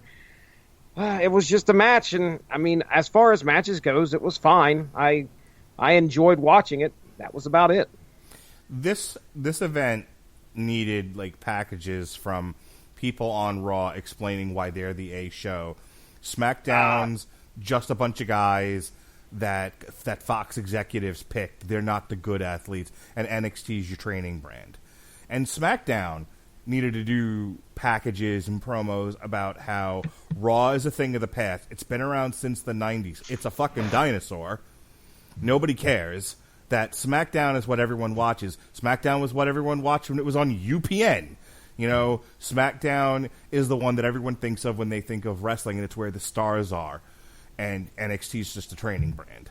And NXT needed to do a promo where you're all a bunch of fucking sellout fakes with no edge, You're just a bunch of circles and globes. We're the future. We're the best out there, and we're going to come to your shows and drive you all off television, like buffalo over a cliff. Okay, now I'm somewhat interested. At least now there's an identity to what's going on here, other than, what was really the situation of, well, what are we going to do to get people to watch NXT because we're being embarrassed by the guy doing shin kicks and Dick Flips is a different show. Yeah, wait a second. We're being embarrassed by the guy that used to be Stardust. So that's it. I mean, like, it's simple stuff like that, and I feel like if I'm figuring out, and I'm just some dude with a podcast, how did people miss this in the professional wrestling company? Or am I wrong with that? I don't know. Would that have interested you, Bailey, if they had done it that way? No, sir. Okay, still wouldn't have cared. Okay, got it. Would anyone have cared had they actually done some packages talking about why their brand was the best? Well, yes, you know what? In all honesty, yes, you got to literally. Well, they did do packages. They tried to set up that 2.5 hour pre-show with all kinds of interviews and all that type of thing. So they dodged the packages, but they did interviews and they tried to say, why are you, in this match, blah blah blah blah blah. So I thought they over-packaged the shit out of it. It's just that the show that they put the packages on, nobody watched. Yeah, I was going to say, that's a day late and $1 short. They might as well put it on AEW Dark, for that matter. Exactly. Just put the damn thing on YouTube or Daily Motion. My God, fucking NWA Power, where Jim Cornette made an off-color joke, got more views than the pre-show did, I'm sure. Woo! Anybody want to weigh in here? Or otherwise, we're going to move on to the next match. Sheehan? Or Jesse, go ahead. No, I was just going to say, are we going to revisit the results of this later on down the road in Raw, SmackDown, NXT? Are they going to be talking about how NXT was victorious? For 1 week, they will do that. That's exactly right. Yep. 1 week is what they will do, and then they'll move on to the next thing. There should be some stakes or something like, hey, you guys won this. Here's what you get. So-and-so gets a title shot or whatever. Just something. But, all we have right now are just numbers. So I think this is where you give rings out, where someone wins a Super Bowl. Okay. The actual celebratory ring, like we won the Survivor Series. I think there needs to be a trophy or something to say that, yeah, we won the Survivor Series, similar to a Hall of Fame ring. I think that would be just something that would be pretty cool. It came from Cody Rhodes. Cody Rhodes actually replaced for a short time the ROH World Championship with the ROH World Championship ring, and that was kind of cool. So Seth Rollins needed to get on Raw and call Adam Cole a vanilla midget. Yes. Oh, man. Chairs would have been thrown in the ring. It would have been crazy. Sheehan, I'm going to give you the last word on the subject, then we're moving on. You got anything? There should have been something to fight for. Even if it's something like, you get the main event slot at Royal Rumble or something. It's like, if you win, your brand gets the main event slot at some big show. It's like, so you're all fighting to be that show closing match. Doesn't matter who's going to be in the match, but it'll be your brand. So then you can actually move into other stories where for the next several months these people are fighting to be in that top match at this top show. It just adds another layer to it almost tells the story for you. It gives the slate of 50,000 Skate 800 writers WWE has a break. They don't have to plan which segments go when at that case, but there just really needed to be something worth bragging about. And, they had that pay-per-view that was called Bragging Rights back in the day. And it's, like Jesse said, it's going to be this 1 week where Seth Rollins is going to call everybody geeks and NXT will celebrate. And then it's just like, okay, well, let's build to the next show now. That's in the past. I'm guessing none of you guys watched Raw then, because that's exactly what happened. Oh, no, I did. It is exactly what happened. Yeah, it took me about 3 or 4 tries to get through Raw, but I did get through it today. So yeah, it was a bit much.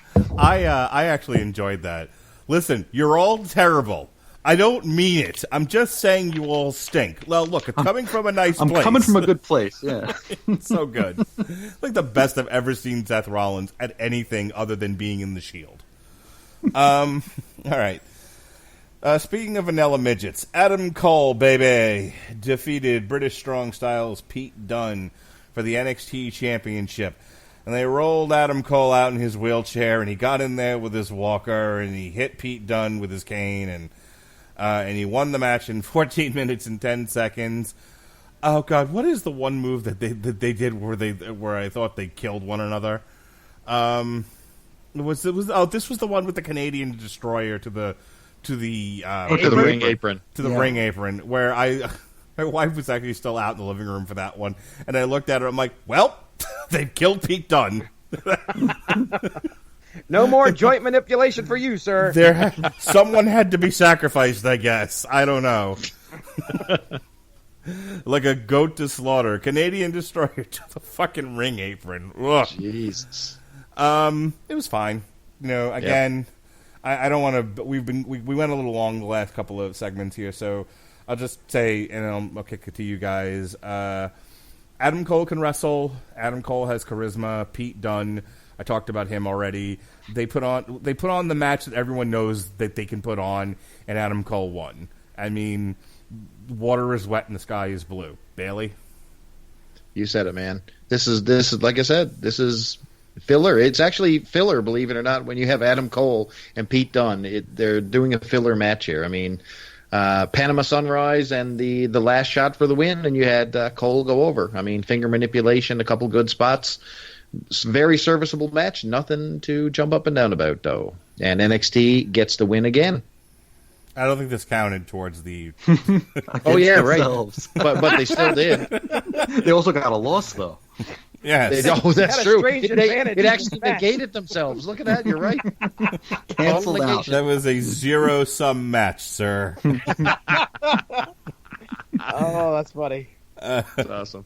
Christian. It was the red light that blinded me from seeing that. Oh God. Now the Potato Man couldn't get the job done, so this was filler, like you guys said. I'm actually just trying to refresh myself here, and I'm looking at a recap. It's like Cole steps on Dunn's hand, but Dunn goes for his fingers. Like everything is these damn fingers. I just can't do it. I want to like this guy so much more than I actually do because all the damn finger crap. But Potato Man couldn't get the job done. That's about it. Yeah, both competitors come into this obviously injured from the previous night, and at first I thought Pete Dunne was a bearded woman. I was quickly corrected. He does look like one. I was like, wait a second. And there was a show of emotion there when Pete, I think he just tried everything he could do to pin Adam Cole. Adam Cole kicks out at like 2 3/4, and he just looks like he's crying. He looks like he's bawling for a second there. And then, of course, we get the great finish there. But, yeah, I mean, hey, it was an NXT. It wasn't a top NXT match like you would expect from these two guys. I think a lot of that is because they were obviously taking it easy compared to the previous evening. But they're showing restraint, Jesse, in booking. There you go. So that's good. That's good. And now we come to it. Oh, boy. The Fiend. Bray Wyatt, your Universal Champion with a shiny blue belt, versus Mr. Power Fingers, Daniel Bryan. 10 minutes and 10 seconds. This match was probably 9 minutes and 10 seconds too long. Yeah. Look, these guys put on a fine match. I like the fact that it was short. I would have been okay with a 10-minute match, given that I think Bray Wyatt works best right now in just killing guys quickly and getting it over with. Here's my issue. Like, I'm all for the WWE going, The Undertaker's 106 years old. But this worked for a really, really long time. What if... The gimmick is lifeless. Well, wait a second. Yeah, it is lifeless, and it's eternal. What if we made another Magic character who doesn't sell anything other than toys and masks and whatnot? But nothing in the ring, mind you. He doesn't sell anything in the ring, and he's magical, and he'll capture the imaginations of our target audience, which is kids. Okay, I'm with you so far. I like it. I get the marketing aspect behind it. I get that The Undertaker worked. Why not try a newer, more hipper, updated version of The Undertaker? I like the fact that you're doing it with Bray Wyatt. I think Bray Wyatt tries hard. I think he's a creative guy. I think he's talented. I've said before, my biggest problem with Bray Wyatt was they tried this once, and they buried Bray Wyatt under a pile of Undertaker and John Cena and everybody else. So it was hard to believe that suddenly he was invulnerable. But whatever, I got over it. But now, despite all of that, and despite the good things they're doing with Bray Wyatt, the genuinely good things they're doing with this character, they insist on all of his matches have to be at a club with fucking black light. Only, red light. Like, this is where the WWE, goes into retard thinking. And it's like, what if we do this? Yeah, that's a good idea. What if we go do this? What if we go this? And they go way too far, and nobody stops them. Like, there's nobody nobody in the room. This is stuff I talk about with AEW, where it's like there's no adult in the room saying, no, you've gone too far, pull it back.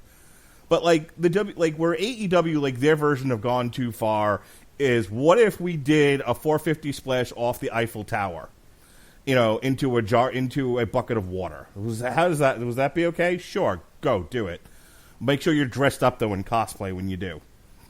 Where the WWE is like, well, he's magical, so what if he wrestled in a red light that nobody can see the match then, and it looks shit on television, and nobody says no, and it's like, I sometimes just give up with this company. I guess I'll just those are the moments where I'm on my phone, I'm on Twitter, I'm doing something else, I'm playing with my kids, just anything to not have to look at that stupid fucking light. Daniel Bryan takes a beating. Great, cool. I'm glad you came back, Bryan. You've been great this third time around. Bailey. Yeah, man. So I'm a little bit more optimistic than you are about this match. I like that there was a little bit of a reference to the history between the Wyatt family and Bryan, because Bryan was their slave at one point. So they did acknowledge that little bit of that nugget for continuity's sake. That was good. I like that. Yeah. Yeah, I also like the fact that Daniel Bryan can actually sell for the guy, so he doesn't look like just this idiot just rolling around on the mat doing barely any moves, which is basically the Fiend's biggest weakness. Because I tell you what, as bad as that light is, you turn that fucking light on, and I'm telling you right now, you've got a stupid show going on here. You got fat guy in a mask and striped pants. That's exactly what this would be if that light came on. That's a good point. Yeah, it is, man, because I'm telling you, they've got an illusion set up here with this character that the red light is, presents the drama, it presents his character. And if you take that away suddenly, now you got fat guy in a mask. Okay. And I'm telling you, that'll be the end of this gimmick. I'm telling you right now. So Paul Bearer used to chase The Undertaker with an urn that gave him magic powers. Fair. I mean... Maybe give Bray Wyatt a new costume and an urn then. I don't know. I can't deal with the light. New costume needs to happen, and I think he needs a family of some sort. And I think he's got the Firefly Funhouse characters. I think they can easily translate into actual characters. I know it sounds stupid, but I'm telling you, you could really pull that off with a Five Nights at Freddy's type vibe. I think you could have going on there. Oh no, I'm all into this idea. Please put Luke Harper in a fucking buzzard outfit. Yes. I'm telling you, I'm still waiting for Sister Abigail. They need to bust that gimmick out. Somebody needs to get Rosemary from TNA and stick her in that gimmick. I'm telling you right now. Anyway, the match itself, perfectly fine. The Fiend actually pins Daniel Bryan with the mandible claw and the shoulders to the mat. Not much else to say. I enjoyed it for what it was. I'm annoyed by the red light, but I don't want to see it turned on. I got to be honest with you. Sheehan? You took all my arguments there, man. I was going to say just about the same thing, but I was going to call him a fat juggalo. But Juggalo-lee? like you said, you take away that light, and it's just really silly. And I mean, I haven't seen Wyatt actually wrestle in quite a while, so I don't know. I can't remember how good he was. So to see Bryan sell for things that might not look that great might not have been in anybody's best interests. That said, I did enjoy Bryan taking the beating. I did enjoy him, starting to come back with the yes chance again.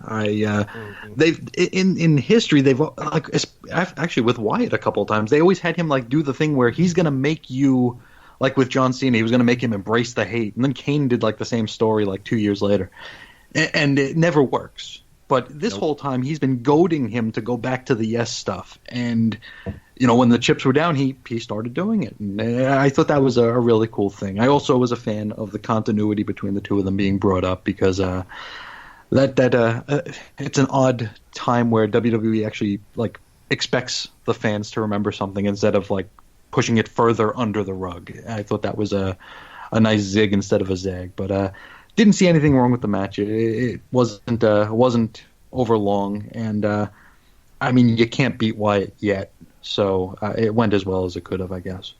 Who else used to feud with Daniel Bryan that came out to a red light every once in a while? Didn't wrestle on a red light. None other than Kane. Speaking of Mr. Power Fingers, Daniel Bryan, my notes are as such. Okay, this is the first time I actually got to experience a match in the red light. So I don't know if I've seen any previous matches with the Fiend. My next note is I bet that mask stinks. I'm sure that mask probably reeks really bad. And then, of course, we get the mandible claw finish there, which was pretty cool. But other than that, I had no doubt in my mind that the Fiend was going to go over. I didn't think Bryan had a chance, even if we had the yes movement on his side. I still think that the Fiend is quite the force that the WWE is not going to give up on. I'm curious as to who they're going to put in front of him to actually seem like a challenge, because this guy is, I don't know, he's mega over. He's got the whole Undertaker gimmick going to where he's got this fear. The only person I could see him possibly, it'll be Lesnar at some point. That's the only thing I can think of. They're both on the. It'll be Roman Reigns. He's on SmackDown. That's what I was going to say. Are they on the? See that's where things fall apart for me. A few months ago, I had to put money on Balor as the Demon to come back and smite the Fiend eventually. Okay. But I don't think that's the direction they're going to go now. No, yeah. I think Roman Reigns is going to win the Royal Rumble, and then he's going to fight Bray Wyatt at SummerSlam, and I hope it goes on last because then I can get my kids home. All right, that's all I got to say. I hear everything you guys are saying, and I get it. I can't do the red light. I'm sorry. Like figure something. Make him wrestle in a burqa. I don't fucking care. Put a turban on his head. Thank you, Jim Cornette. You're fired. I don't resigned. Put him in a muumuu. Give him like curlers. I don't give a shit. Just stop with the red light already. At some point, this is about production and how things look. You're at I don't know when the last time you guys went to a live wrestling event was that not like an indie thing, but like a basketball or arena or God help us a football stadium. If you're could you imagine you paid money for fucking Hell in the Cell and then they don't put the lights on and it's this red light? You're like, what the fuck am I gonna what the fuck am I looking at? Yeah, listen, man, we were at WrestleMania 33, and they had the women's triple threat match starting, and they shone the blue light on our area of the fans, and we could not see the entire match and part of the next match. So I'm all about disliking lights, sir. Fabulous. All right. Speaking of ridiculous, your men's team of Roman Reigns, Braun Strowman, All Hail King Corbin, Captain Lightbright, and Chad Gable, your 2012 Olympic champion. Okay, what did I call him on Twitter? It was Olympic something or other. Is he the lineal Olympic champion? He's the fucking lineal champion. Here we go. Not calling him Shorty G, goddammit. I'm not letting this go now. I gotta find. There it is. Oh no. Okay, so once again, take two. Roman Reigns. You'll fix this in post, right, Eddie? Right. Eddie. Eddie's on top of it. Huh? Production Eddie. manager Eddie's all on top of it. Roman Reigns, Braun Strowman, King Corbin, Captain Lightbright, and Chad Gable, U.S. Olympic Trials Champion 2012, versus Seth Rollins, Drew McIntyre, Kevin Owens, Randy Orton, and Batwoman, versus Tommaso Ciampa, Damian Priest, Matt Riddle, Keith Lee, and poor, God help him, Walter. Ugh. Walter is so cool, and people love him, and we're just fucking throw the babies in the air happy when he won the NXT UK title. And then his most recent title defense at the last UK TakeOver, people were like, match of the year. Just fantastic. Like, it's so good. And then he walks out there, and it just feels like, who let the special ed kid in the fucking match? Like, he's just, like, he's fucking the first one eliminated by goddamn Drew McIntyre, for God's sakes. Yeah, this is a thing that I've seen WWE do with many a big guy, though, in the past. I can remember Braun being like, this guy's going to be way over, and then all of a sudden he gets eliminated by some bullshit. So this didn't seem too out of character for me. Yeah, it was the Samoa Joe spot. You know, you get the big pop and you're out first, and people are just not knowing why we even wasted the time investing in it. Mm-hmm. Yeah. And I have this like feeling that they wrote the match one way for Triple H, and then Triple H went to go to the bathroom or something, and like Vince just had somebody lock him in the bathroom. He was like, "All right, he's in the bathroom. Eliminate Walter. Get this fat fuck out of my ring." Why? God damn. So yeah, that was disheartening. Your winner was Roman Reigns. LOL. One of the podcasts I listened to, one of the guys on it, and I like them, and I don't want to run them down or anything, but they addressed the Roman Reigns wins LOL thing, which of course was adapted from Cena wins LOL, and they were like, "Oh, what are you gonna do? Beat him?" Yes, that's exactly what you do. Roman Reigns will be fine. This was a perfect opportunity to put somebody else over, but it's like, that's the argument you make in every other match, but then Roman Reigns is somehow the exception. Like, get the fuck out of here. I'm so over like the Roman Reigns stuff. Like, I'm dying for this era to pass where we're no longer pushing the Shield guys anymore, and we're moving on to new people, and we can just kind of forget this decade ever happened. So anyway, but yeah, Keith Lee came out looking really strong. Good for Keith Lee and Chris Bailey. Oh boy! So I'll keep this short, but yeah, Walter being knocked out in the first couple of minutes was definitely a shocker for me. Like, literally, like, what's the point? You know what I mean? You had Mr. Shorty G. Nope. Yeah, I know. But well, anyway, let's talk about Ricochet and his finger banging for a second. So he was dressed up as ass blaster. He looked like he was Batgirl or Batwoman. Yes. I mean, I think the idea was that he was supposed to be Batman Beyond, according to online, but he was definitely more Batwoman than Batman Beyond in this particular instance. I mean, we had people that I bet you can't even tell me how they were eliminated. Like, someone tell me how Damian Priest went out in this match. You can't. Who was in the match? Mustafa Ali. Nobody cares. There's so much that's inconsequential here. You had Braun Strowman get counted out again. Does this man get pinned or submitted? No, he gets counted out at every major pay-per-view again. Biggest opponent ever, the referee. Yep. Biggest opponent ever. Math. I did like some of the eliminations, though. I will say Corbin beating Matt Riddle was pretty cool. Getting the end of days out of nowhere, I thought that was pretty cool. Outside of that, I mean, really, when you talk about it, Keith Lee, I think him showing up in the end with Seth Rollins and Roman Reigns, and he actually eliminated Seth Rollins, man, I popped for that.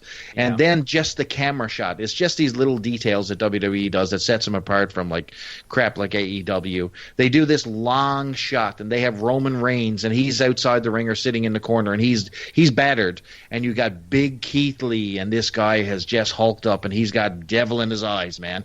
And you're just like, yeah, like this guy looks like the Hulk. This guy is like the Hulk. You know what I mean? And fans were behind him. Fans were into it.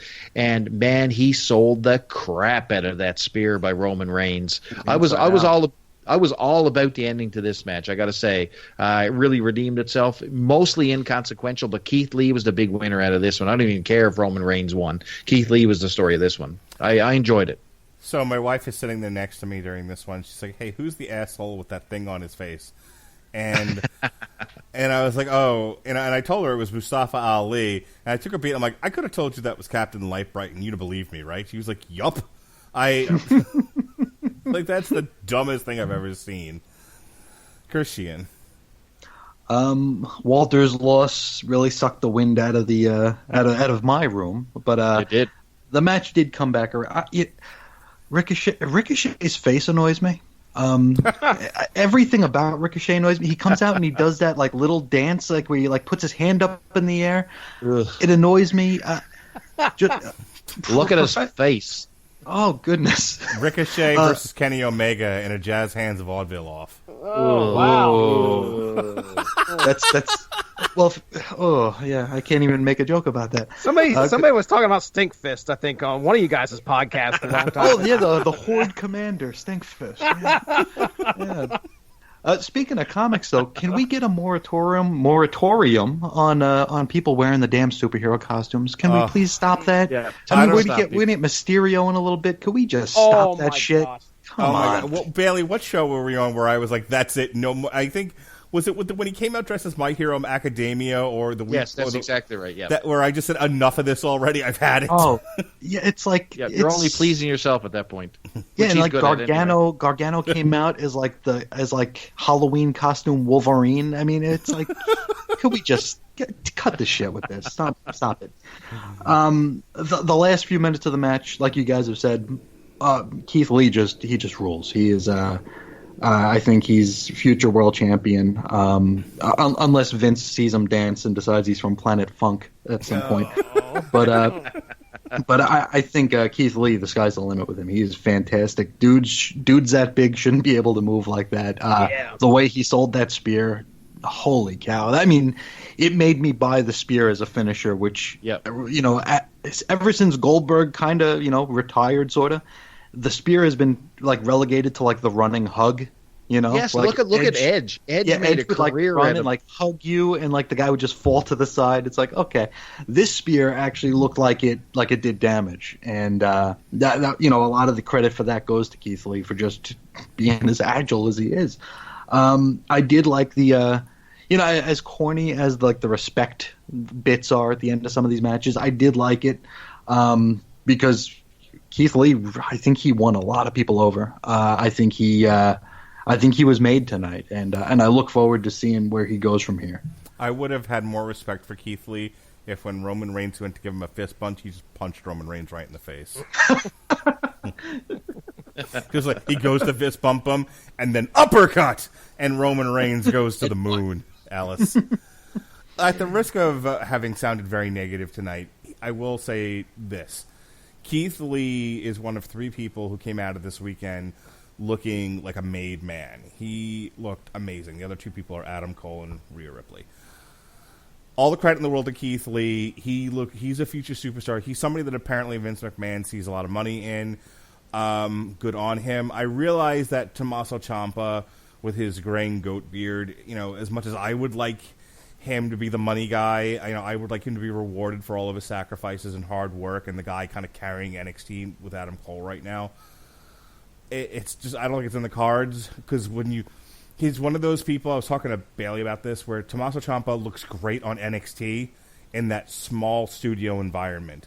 But you throw him out there with all of these giants in Raw and SmackDown, and you realize just how small Tommaso Ciampa is, and He becomes Eric Young. yeah, it's like, oh well, that's unfortunate because you seemed like you were 7 feet tall and fucking bulletproof on NXT, and then you come out there looking like Chad Gable. It's like, By the way, Chad Gable, Matt Riddle, I want to see do an Iron Man match. The empty arena, Iron Man match, no commentary. Just let me watch that with no pants on. It was amazing. So yeah, I'm all. That's fine. I would have preferred actually if Keith Lee had just won the damn thing, but I guess runner up to Roman Reigns. LOL. I get it. I don't have to like it. I'm not going to like it. You can't make me. But I understand it. Jesse? This was my first exposure to Keith Lee. First time I've ever watched him in a match. I'd actually heard his name, I think, either between you guys or maybe it was on another podcast, but I had never seen him in action. So when I saw this guy on the ring apron or coming down to the ring, I was like, oh my gosh, this dude's built. Let's see what he's got. And then I think somebody had mentioned, or I had just in passing, I had understood that this guy had some aerial moves, like a couple crazy things that he's done. As a matter of fact, I was just watching a Twitter clip from him in WarGames on Saturday, and some of the crazy stuff he was doing in that. But anyway, so yeah, I was really impressed with that guy. Matt Riddle looks like he just fell off a surfboard. I swear, I know that's his gimmick, and that's what he looked like tonight. He lived it up. And then you talk about the size difference between some of these guys and the giants of the WWE. And when I saw Randy Orton out there up against some of these dudes, I was like, man, you know what? There's something to the presence of Randy Orton compared to the rest of these guys. And we had a good time watching the match. Roman Reigns and Seth Rollins coming down at the end. Is the Shield going to band together and eliminate this last NXT member? And yeah, you guys touched on it there already. It was a great ending to the match. I enjoyed myself watching this one. I don't know much about Walter. I just know the fucking internet broke. It was Jim Cornette and then Walter's Lost. That was pretty much 1 and 2 on the internet for some reason this past week. But anyway, yeah, it was a good match. Alrighty. Other than Rey Mysterio's tribute to Doink the Clown. I've got That's things exactly to say. what that was. I have got things to say.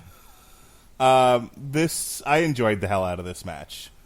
Brock Lesnar got to toss Rey Mysterio around, and then Rey Mysterio got a hope spot with his kid, and lead pipes and nut shots and frog splashes, and It's like, okay, is he going to say a LOL Brock wins? Yeah, I'm okay with that, though. Brock Lesnar, much cooler than Roman Reigns. I'm fine with this. They're going to keep the title on Brock probably until WrestleMania when they've built up somebody else to take it off of him. It's fine. I'm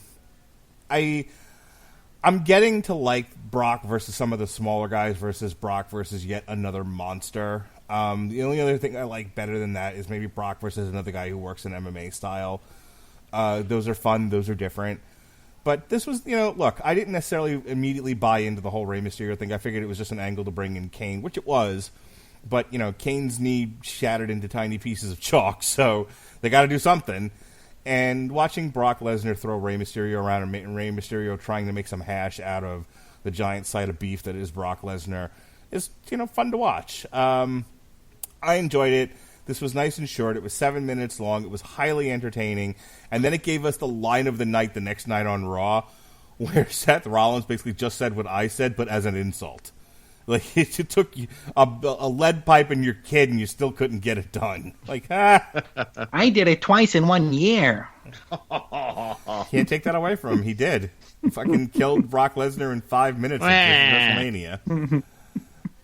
Pick on Seth Rollins. He's trying his level best. He burnt it down. All right. You know what? You go ahead, Sheehan. What's your problem? What's your problem with Brock Lesnar? Oh, I love Brock Lesnar. I wish he would have beaten Rollins both those times. But the architect showed up to burn it down for the WWE Universe. the Beast Killer, Kingslayer. Screw that guy. Yes, sir. Your thoughts on this match, then?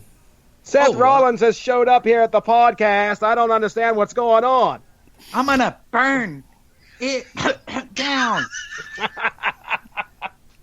Mamma mia! I'm giving you everything I got here, guys. I'm coming from a good place. Like me. Why won't you like me? I'm Seth Rollins. Hashtag Monday Night Rollins. Hashtag. I was in Ring of Honor. Go ahead. But no, the match was a lot of fun. I thought this was a great match. I love the fact that Dominic Mysterio sold a kick out. Brock kicked out with them both on top, and he like got off and then fell down. So he sold a kick out, which I thought was fantastic. They both sold crazy for Brock, as they should, and the right guy won. I could watch Brock throw dudes around all day, all night, you know, two separate Sundays every day. It'll be good. All right, Bailey. Loved it. Fun match. Seeing Dominic get in there and actually pull off some of his moves.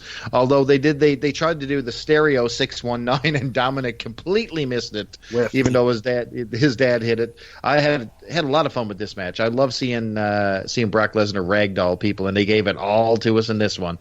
Hats off to Mysterio. Hats off to Dominic, who is going to be a good little wrestler when he gets his feet under him and a mask. So looking forward to that. Loved it. No complaints whatsoever with this one.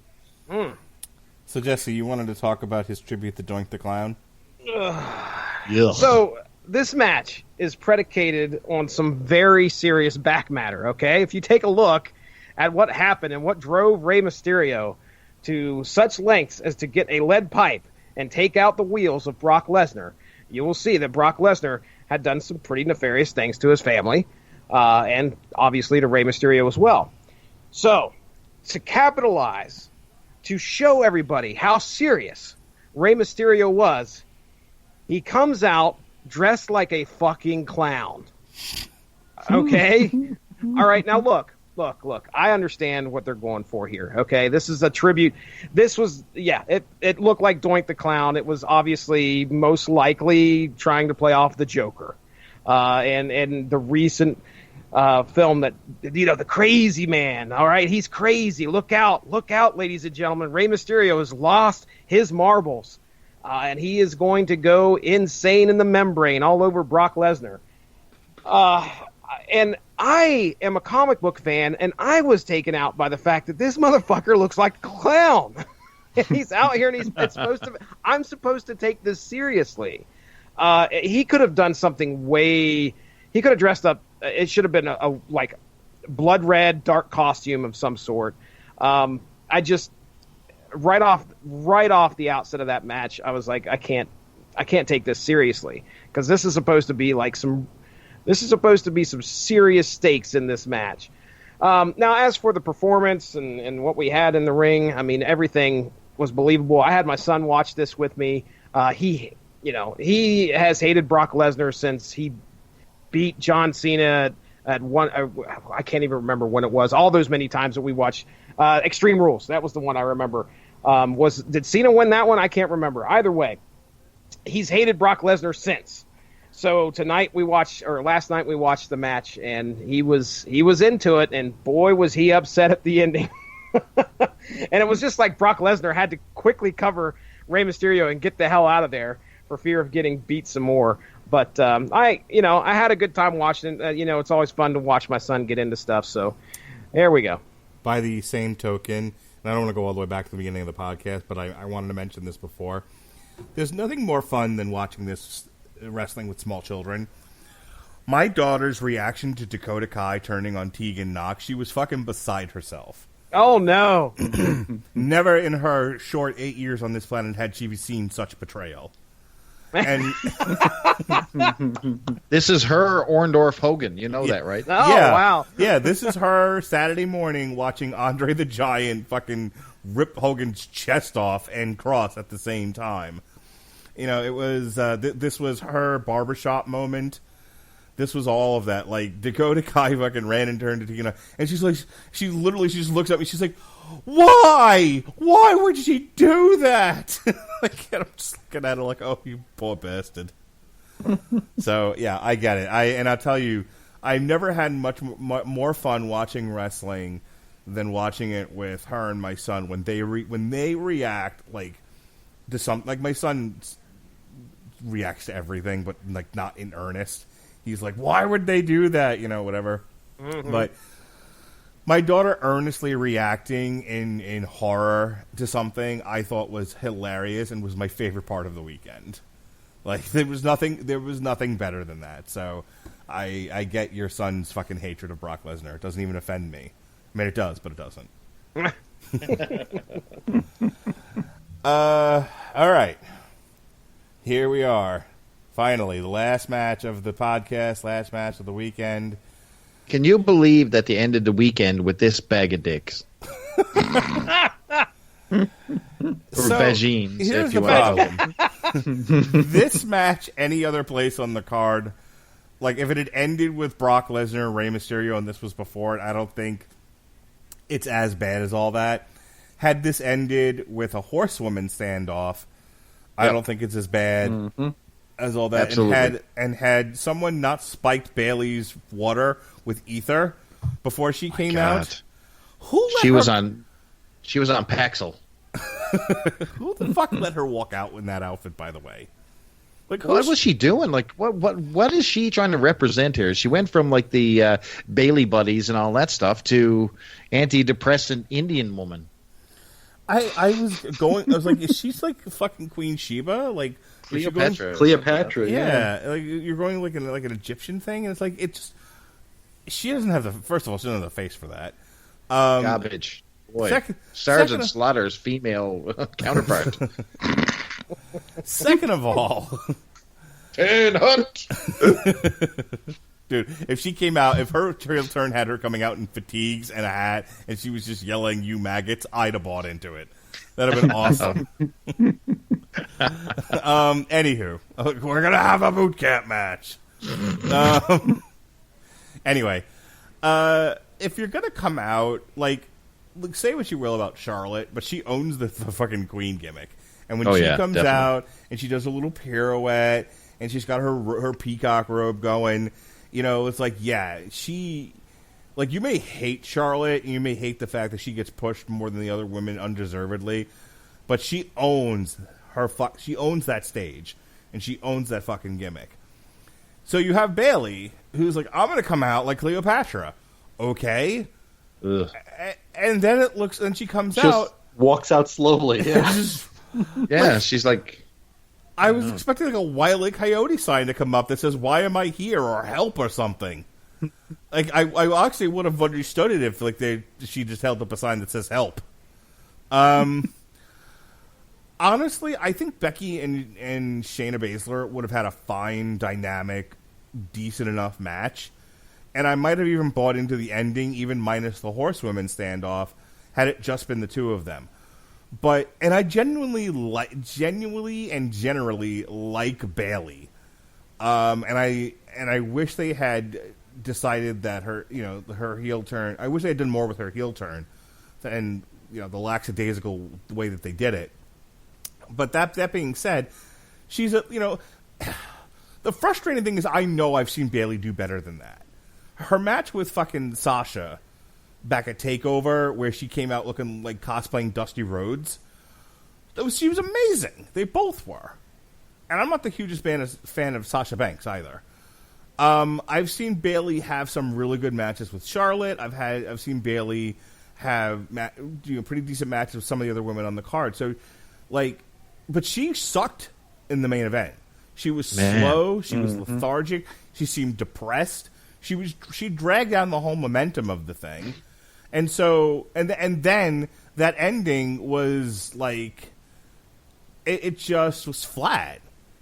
There was no urgency in it. There was no tension. It was just, she's in, like when Shayna Baszler put Rhea Ripley in the rear naked choke, you could, you were with Rhea, like trying to get out of that thing. Like you could almost feel Shayna Baszler have the rear naked choke on you. You were like in Ripley's shoes. When she had it on Bayley, it was just like, she might as well have put it on like Tainara, or Aaliyah. whenever her face returns to normal after having been kicked in by that one Chinese chick. You know what I mean? Like, it just seemed like, it was another rear naked choke, like no big deal. Like, she's the fucking SmackDown Women's Champion. She's been on this roster for a long time. She's one of the original horsewomen from NXT. There should have been more to it. And then you have that ending where Shane, now Shayna's won, and she put fucking Becky through a table, and she chokes out Becky, and she's the conquering hero, and that's all fine. I like Shayna Baszler. I'm glad they're pushing her. Becky, of course, gets her heat back, and as they say on the Conrad podcasts, Hogan must pose. So she stands tall over Baszler, and everyone's waiting for fucking something. Well, let me thread this into a different thought, and then I'm going to shut up and let you guys get in here. But so Shayna walks to the curtain, to the gorilla position, and she's got her goons with her. And they're like, pat on the ass, go get him, Tiger. And she walks out by herself. Okay, fine.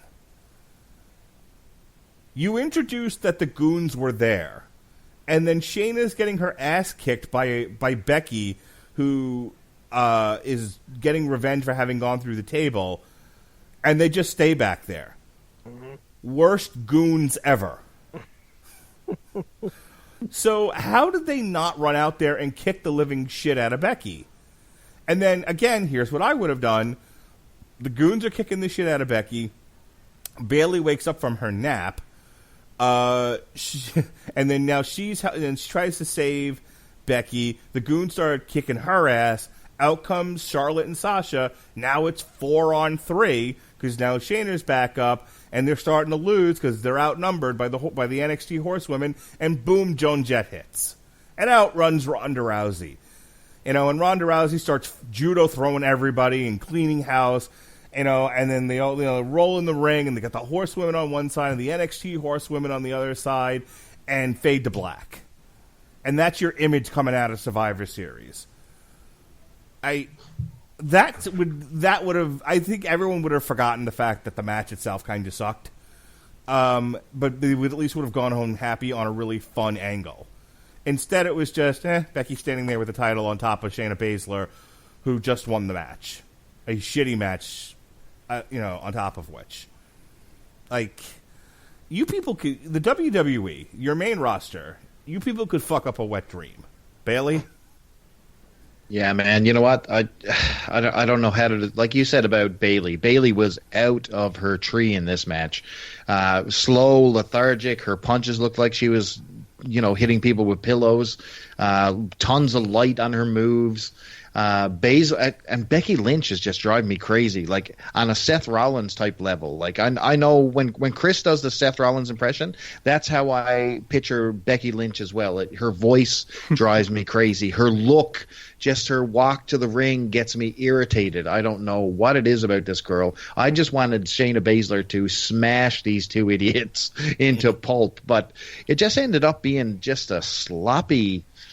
This did not belong in the main event, by the way. Like, I know that there's all kinds of, the woman's rights, you know what I mean, going on with all this crap, get woke, get broke, all this shit. And this is a perfect example, right here. Elizabeth Banks is going to be mad at you. Yes, sir. Just like Charlie's Angels, they suck dick. Terrible. How about that? And on that note, gentlemen, I have to depart the podcast. Leave it on a high note. That is it for me, and women sucking dick is just a great way to end it. Perfect. Thanks, Chris. You guys have a good night. Later, Take man. care, everybody. All right, Sheehan, that's your cue. Hit it, baby. Yes. This was a slog, wasn't it? As bad as Bayley was, I really think if they weren't gonna do the Chekhov's horsemen, the horsewomen here, it's because they did have the two walk out with her, or to the curtain anyway, and the announcers kept mentioning Ronda Rousey the whole match. It's like, well, Becky beat Ronda, so it's like they got to be doing this for a reason, and they just didn't pull the trigger on Chekhov's gun that time, but. The fact that they didn't do it, I don't see any reason why Bayley shouldn't have stolen the victory here.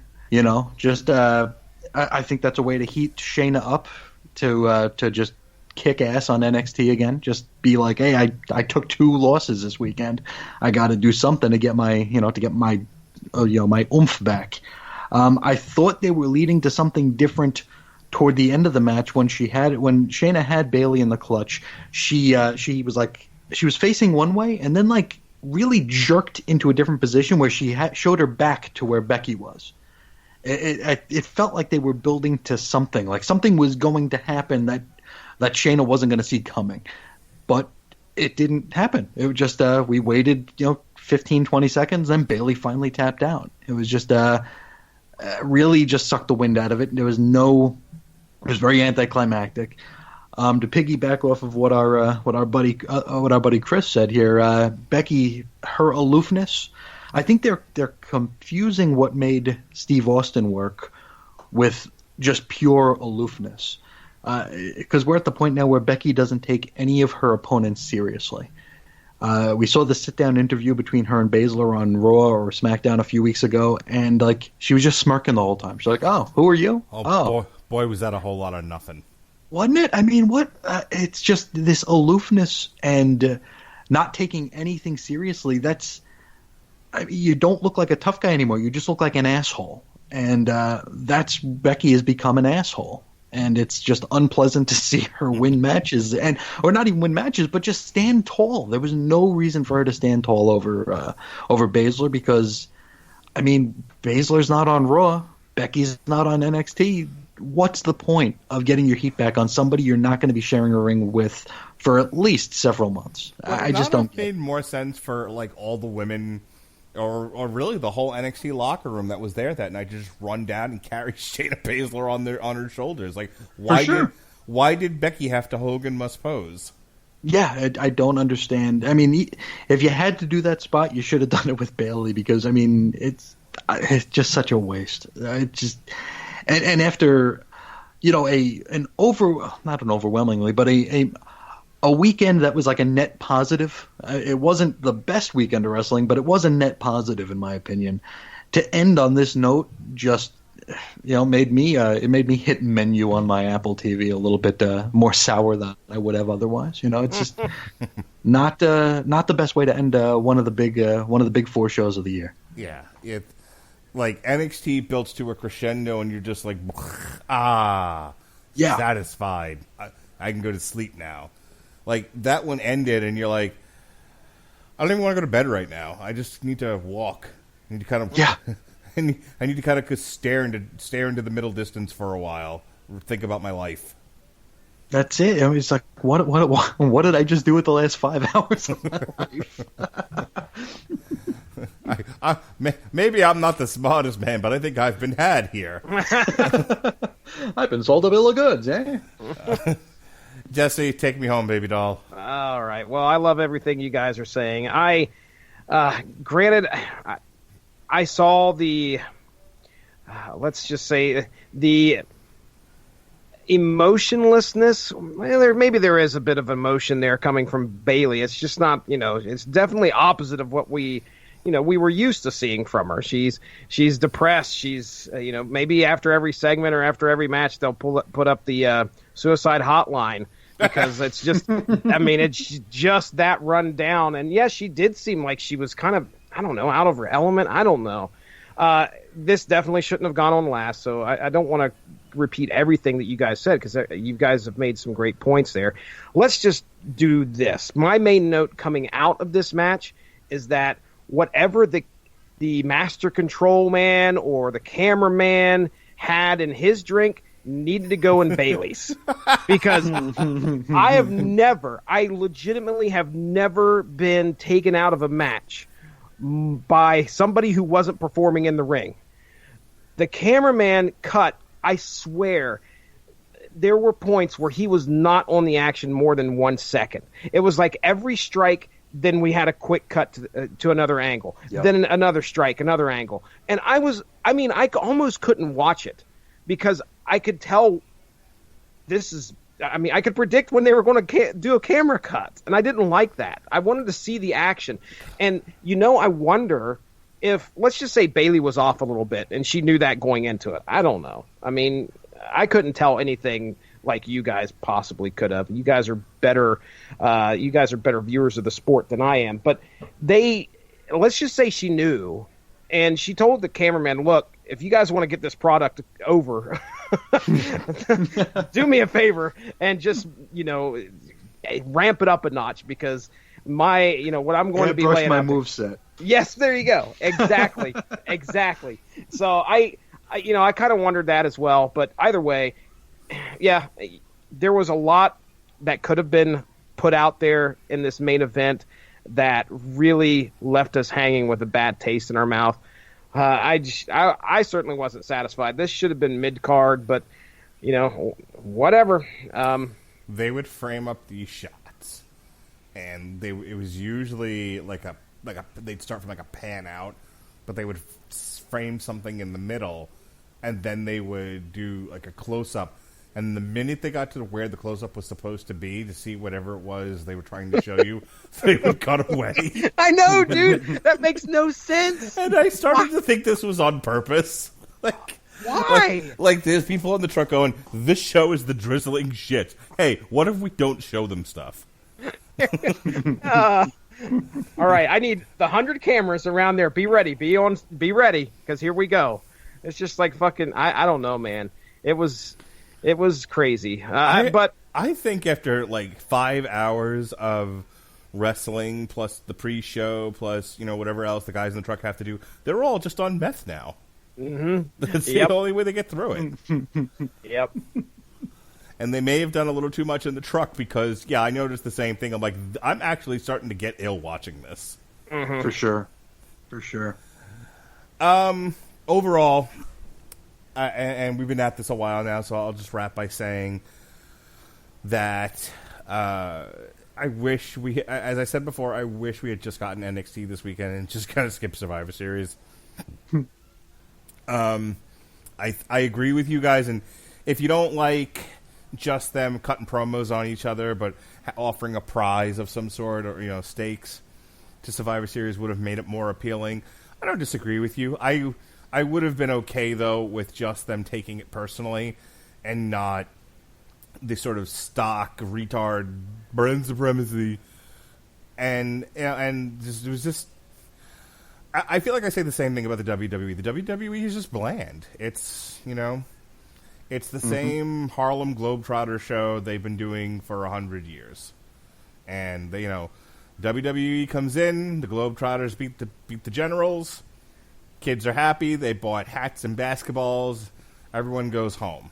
There are moments of authenticity amidst a large pool of beige.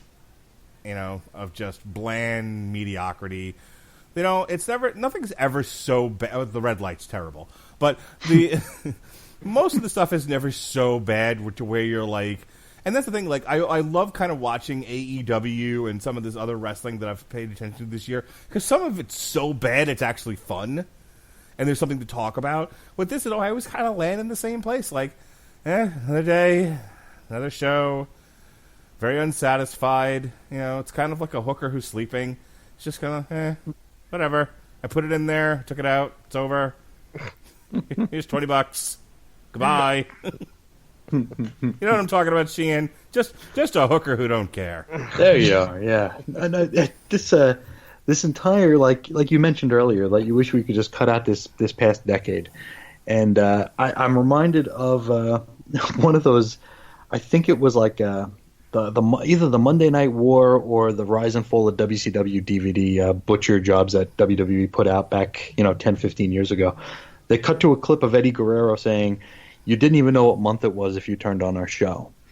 And I mean, with the way things are now, you don't even know what friggin' year it is, because it's the same people on top, it's the same storylines. You know that every October or whatever month it is, you're gonna have a Hell in a Cell match. Everything is just so contrived and compartmentalized that there's nothing fresh, there's nothing new, there's nothing worth getting excited over. I mean, we had like this little blink of light with the weirdo Firefly Funhouse skits. It's like, oh, this is different, it's interesting, and then it's like, it's just going to lead to a wrestling angle, and it's and we're going to get just as tired of it as we are of the Shield are back together. Oh, the Shield broke up. The Wyatts are back together. Harper and Rowan are back together. Oh, they broke up again. It's just so much of the same stuff I really feel like we need some new blood, both in front of the camera and behind the camera, to make something worth getting excited about, good or bad, rather than indifferent. One of the most fun nights I had watching weekly wrestling was the night that the Alliance formed, and there were 2 points in the Invasion, because the Invasion gets just shit on by everybody, and with good reason. It was terrible, but there were bright points, and one of those was the night that ECW showed up, and then at the end of the night they formed the Alliance. Mm-hmm. That moment in time where everybody in the ring from ECW turned on Jericho and Kane, I legitimately shrieked like a girl. I was so happy. Oh, it was awesome. Yeah, it was just because it made so much sense, but at the same time, we didn't see it coming. And I think we hold ourselves to this standard where we should see everything coming, and they actually managed to slip one past the goalie there. So it was just so satisfying, and I totally get what you're saying. If you deconstruct, it's yeah, sure, they all work for the company. Some of them were just in WrestleMania, we get it. But they took, despite the cynicism and despite the deconstruction, they created a moment that transcended the cynical view of wrestling and created a genuinely, authentically great moment in wrestling. The other one was Paul Heyman's promo the night before Survivor Series. Yeah. Mm-hmm. I showed my daughter had to do a monologue for her drama class, her musical theater class, and I actually showed her that. And I was like, this guy delivered one of the great monologues in modern history. And I was pointing out, it's not just the use of inflection and how he used the space on the stage, which is the ring, what he did with his hands, the way he delivered some of the lines, and, he would, I don't know if it was purposeful or not, but he kind of flubbed some of the lines here or there, and he would have to slow himself down and, focus again. But there was so much passion in it. And it came from a very real place. It was obviously pre-approved.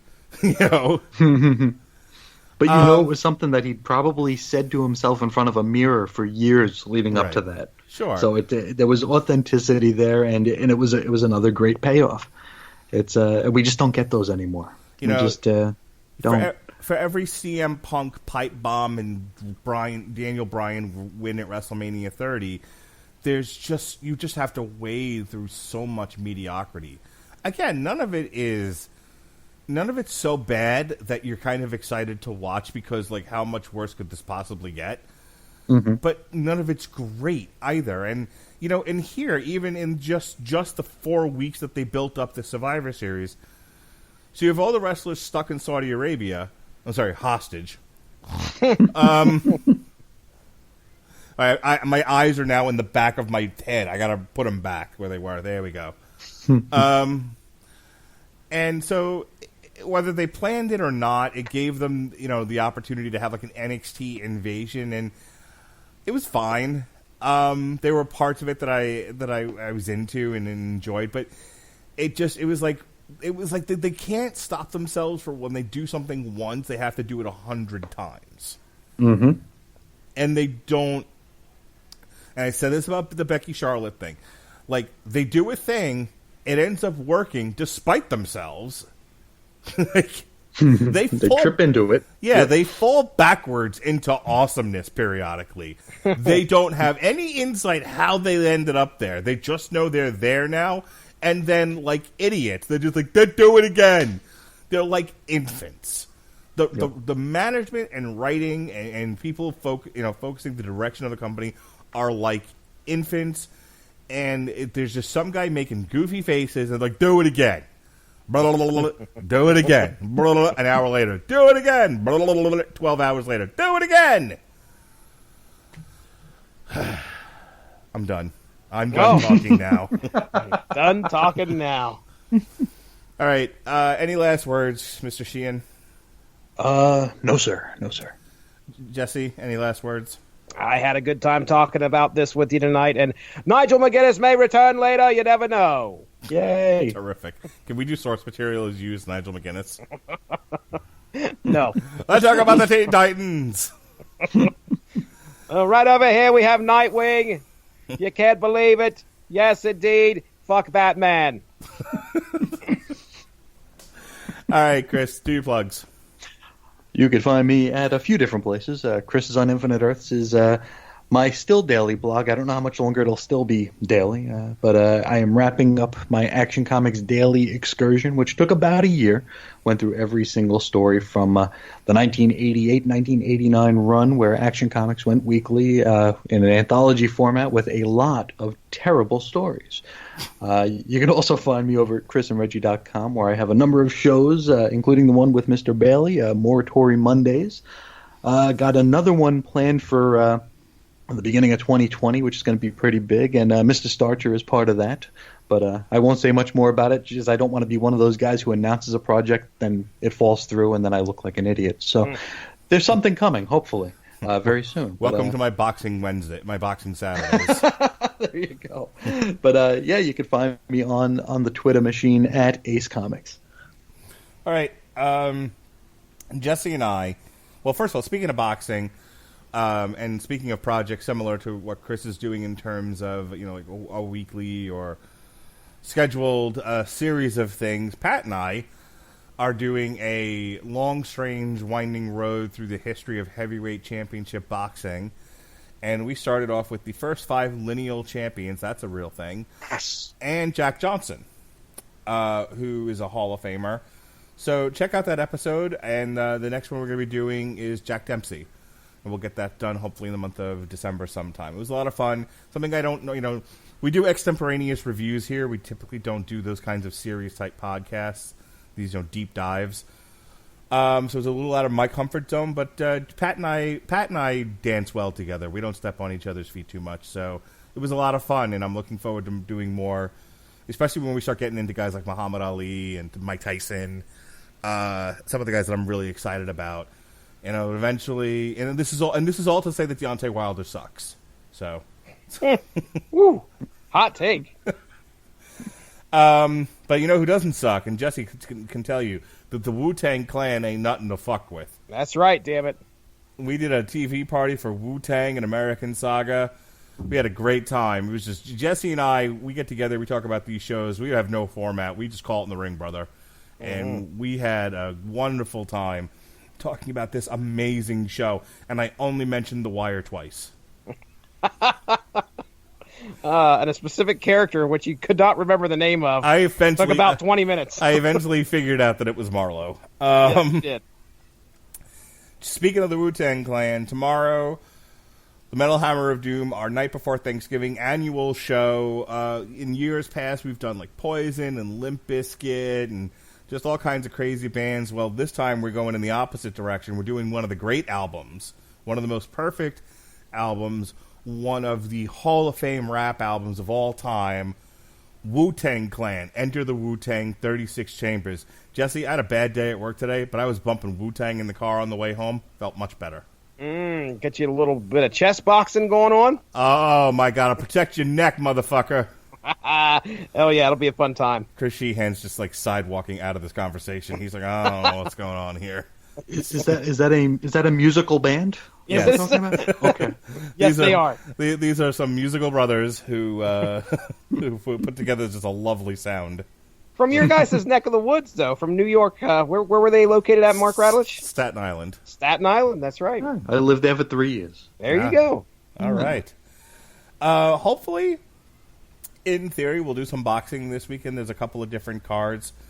So hopefully John Law will make himself available. John War, rather. Will make himself available, and we'll get to do some boxing. Otherwise, I'm going to have to drag Winfrey out of his house, kicking and screaming, and make him do it. So, we'll see what happens. In the meantime, we've got shows for The Boys, Volume 1, Name of the Game, Ford vs. Ferrari, Dragon Force, Extreme Power Metal, She-Ra Season 4, and The Boys Season 1. Next week is a busy week. We got Teen Titans by Jeff Johns, the first 12 issues. We've got a Damn You Hollywood for Knives Out. Rings of Saturn, get 'em. We got our TV party review for Lady and the Tramp, the live action on Disney+. And then we've got Titans Season 2. Myself and Jesse will talk about that. And Saturday night, Overeem versus Rosenstruck. It's going to be fantastic. I can't wait. I just ordered that in the bakery this morning. You ordered some Rosenstruck? A little bit of Rosenstruck, a little bit of au jus. Tell him I said bon appetit. All right, had a lot of fun here tonight. We went very, very long, but I thought it was worth it. I want to thank the Chris's, I want to thank the Jessies, and I want to thank Nigel McGuinnes for just being there. You're welcome. Be well, be safe, and behave.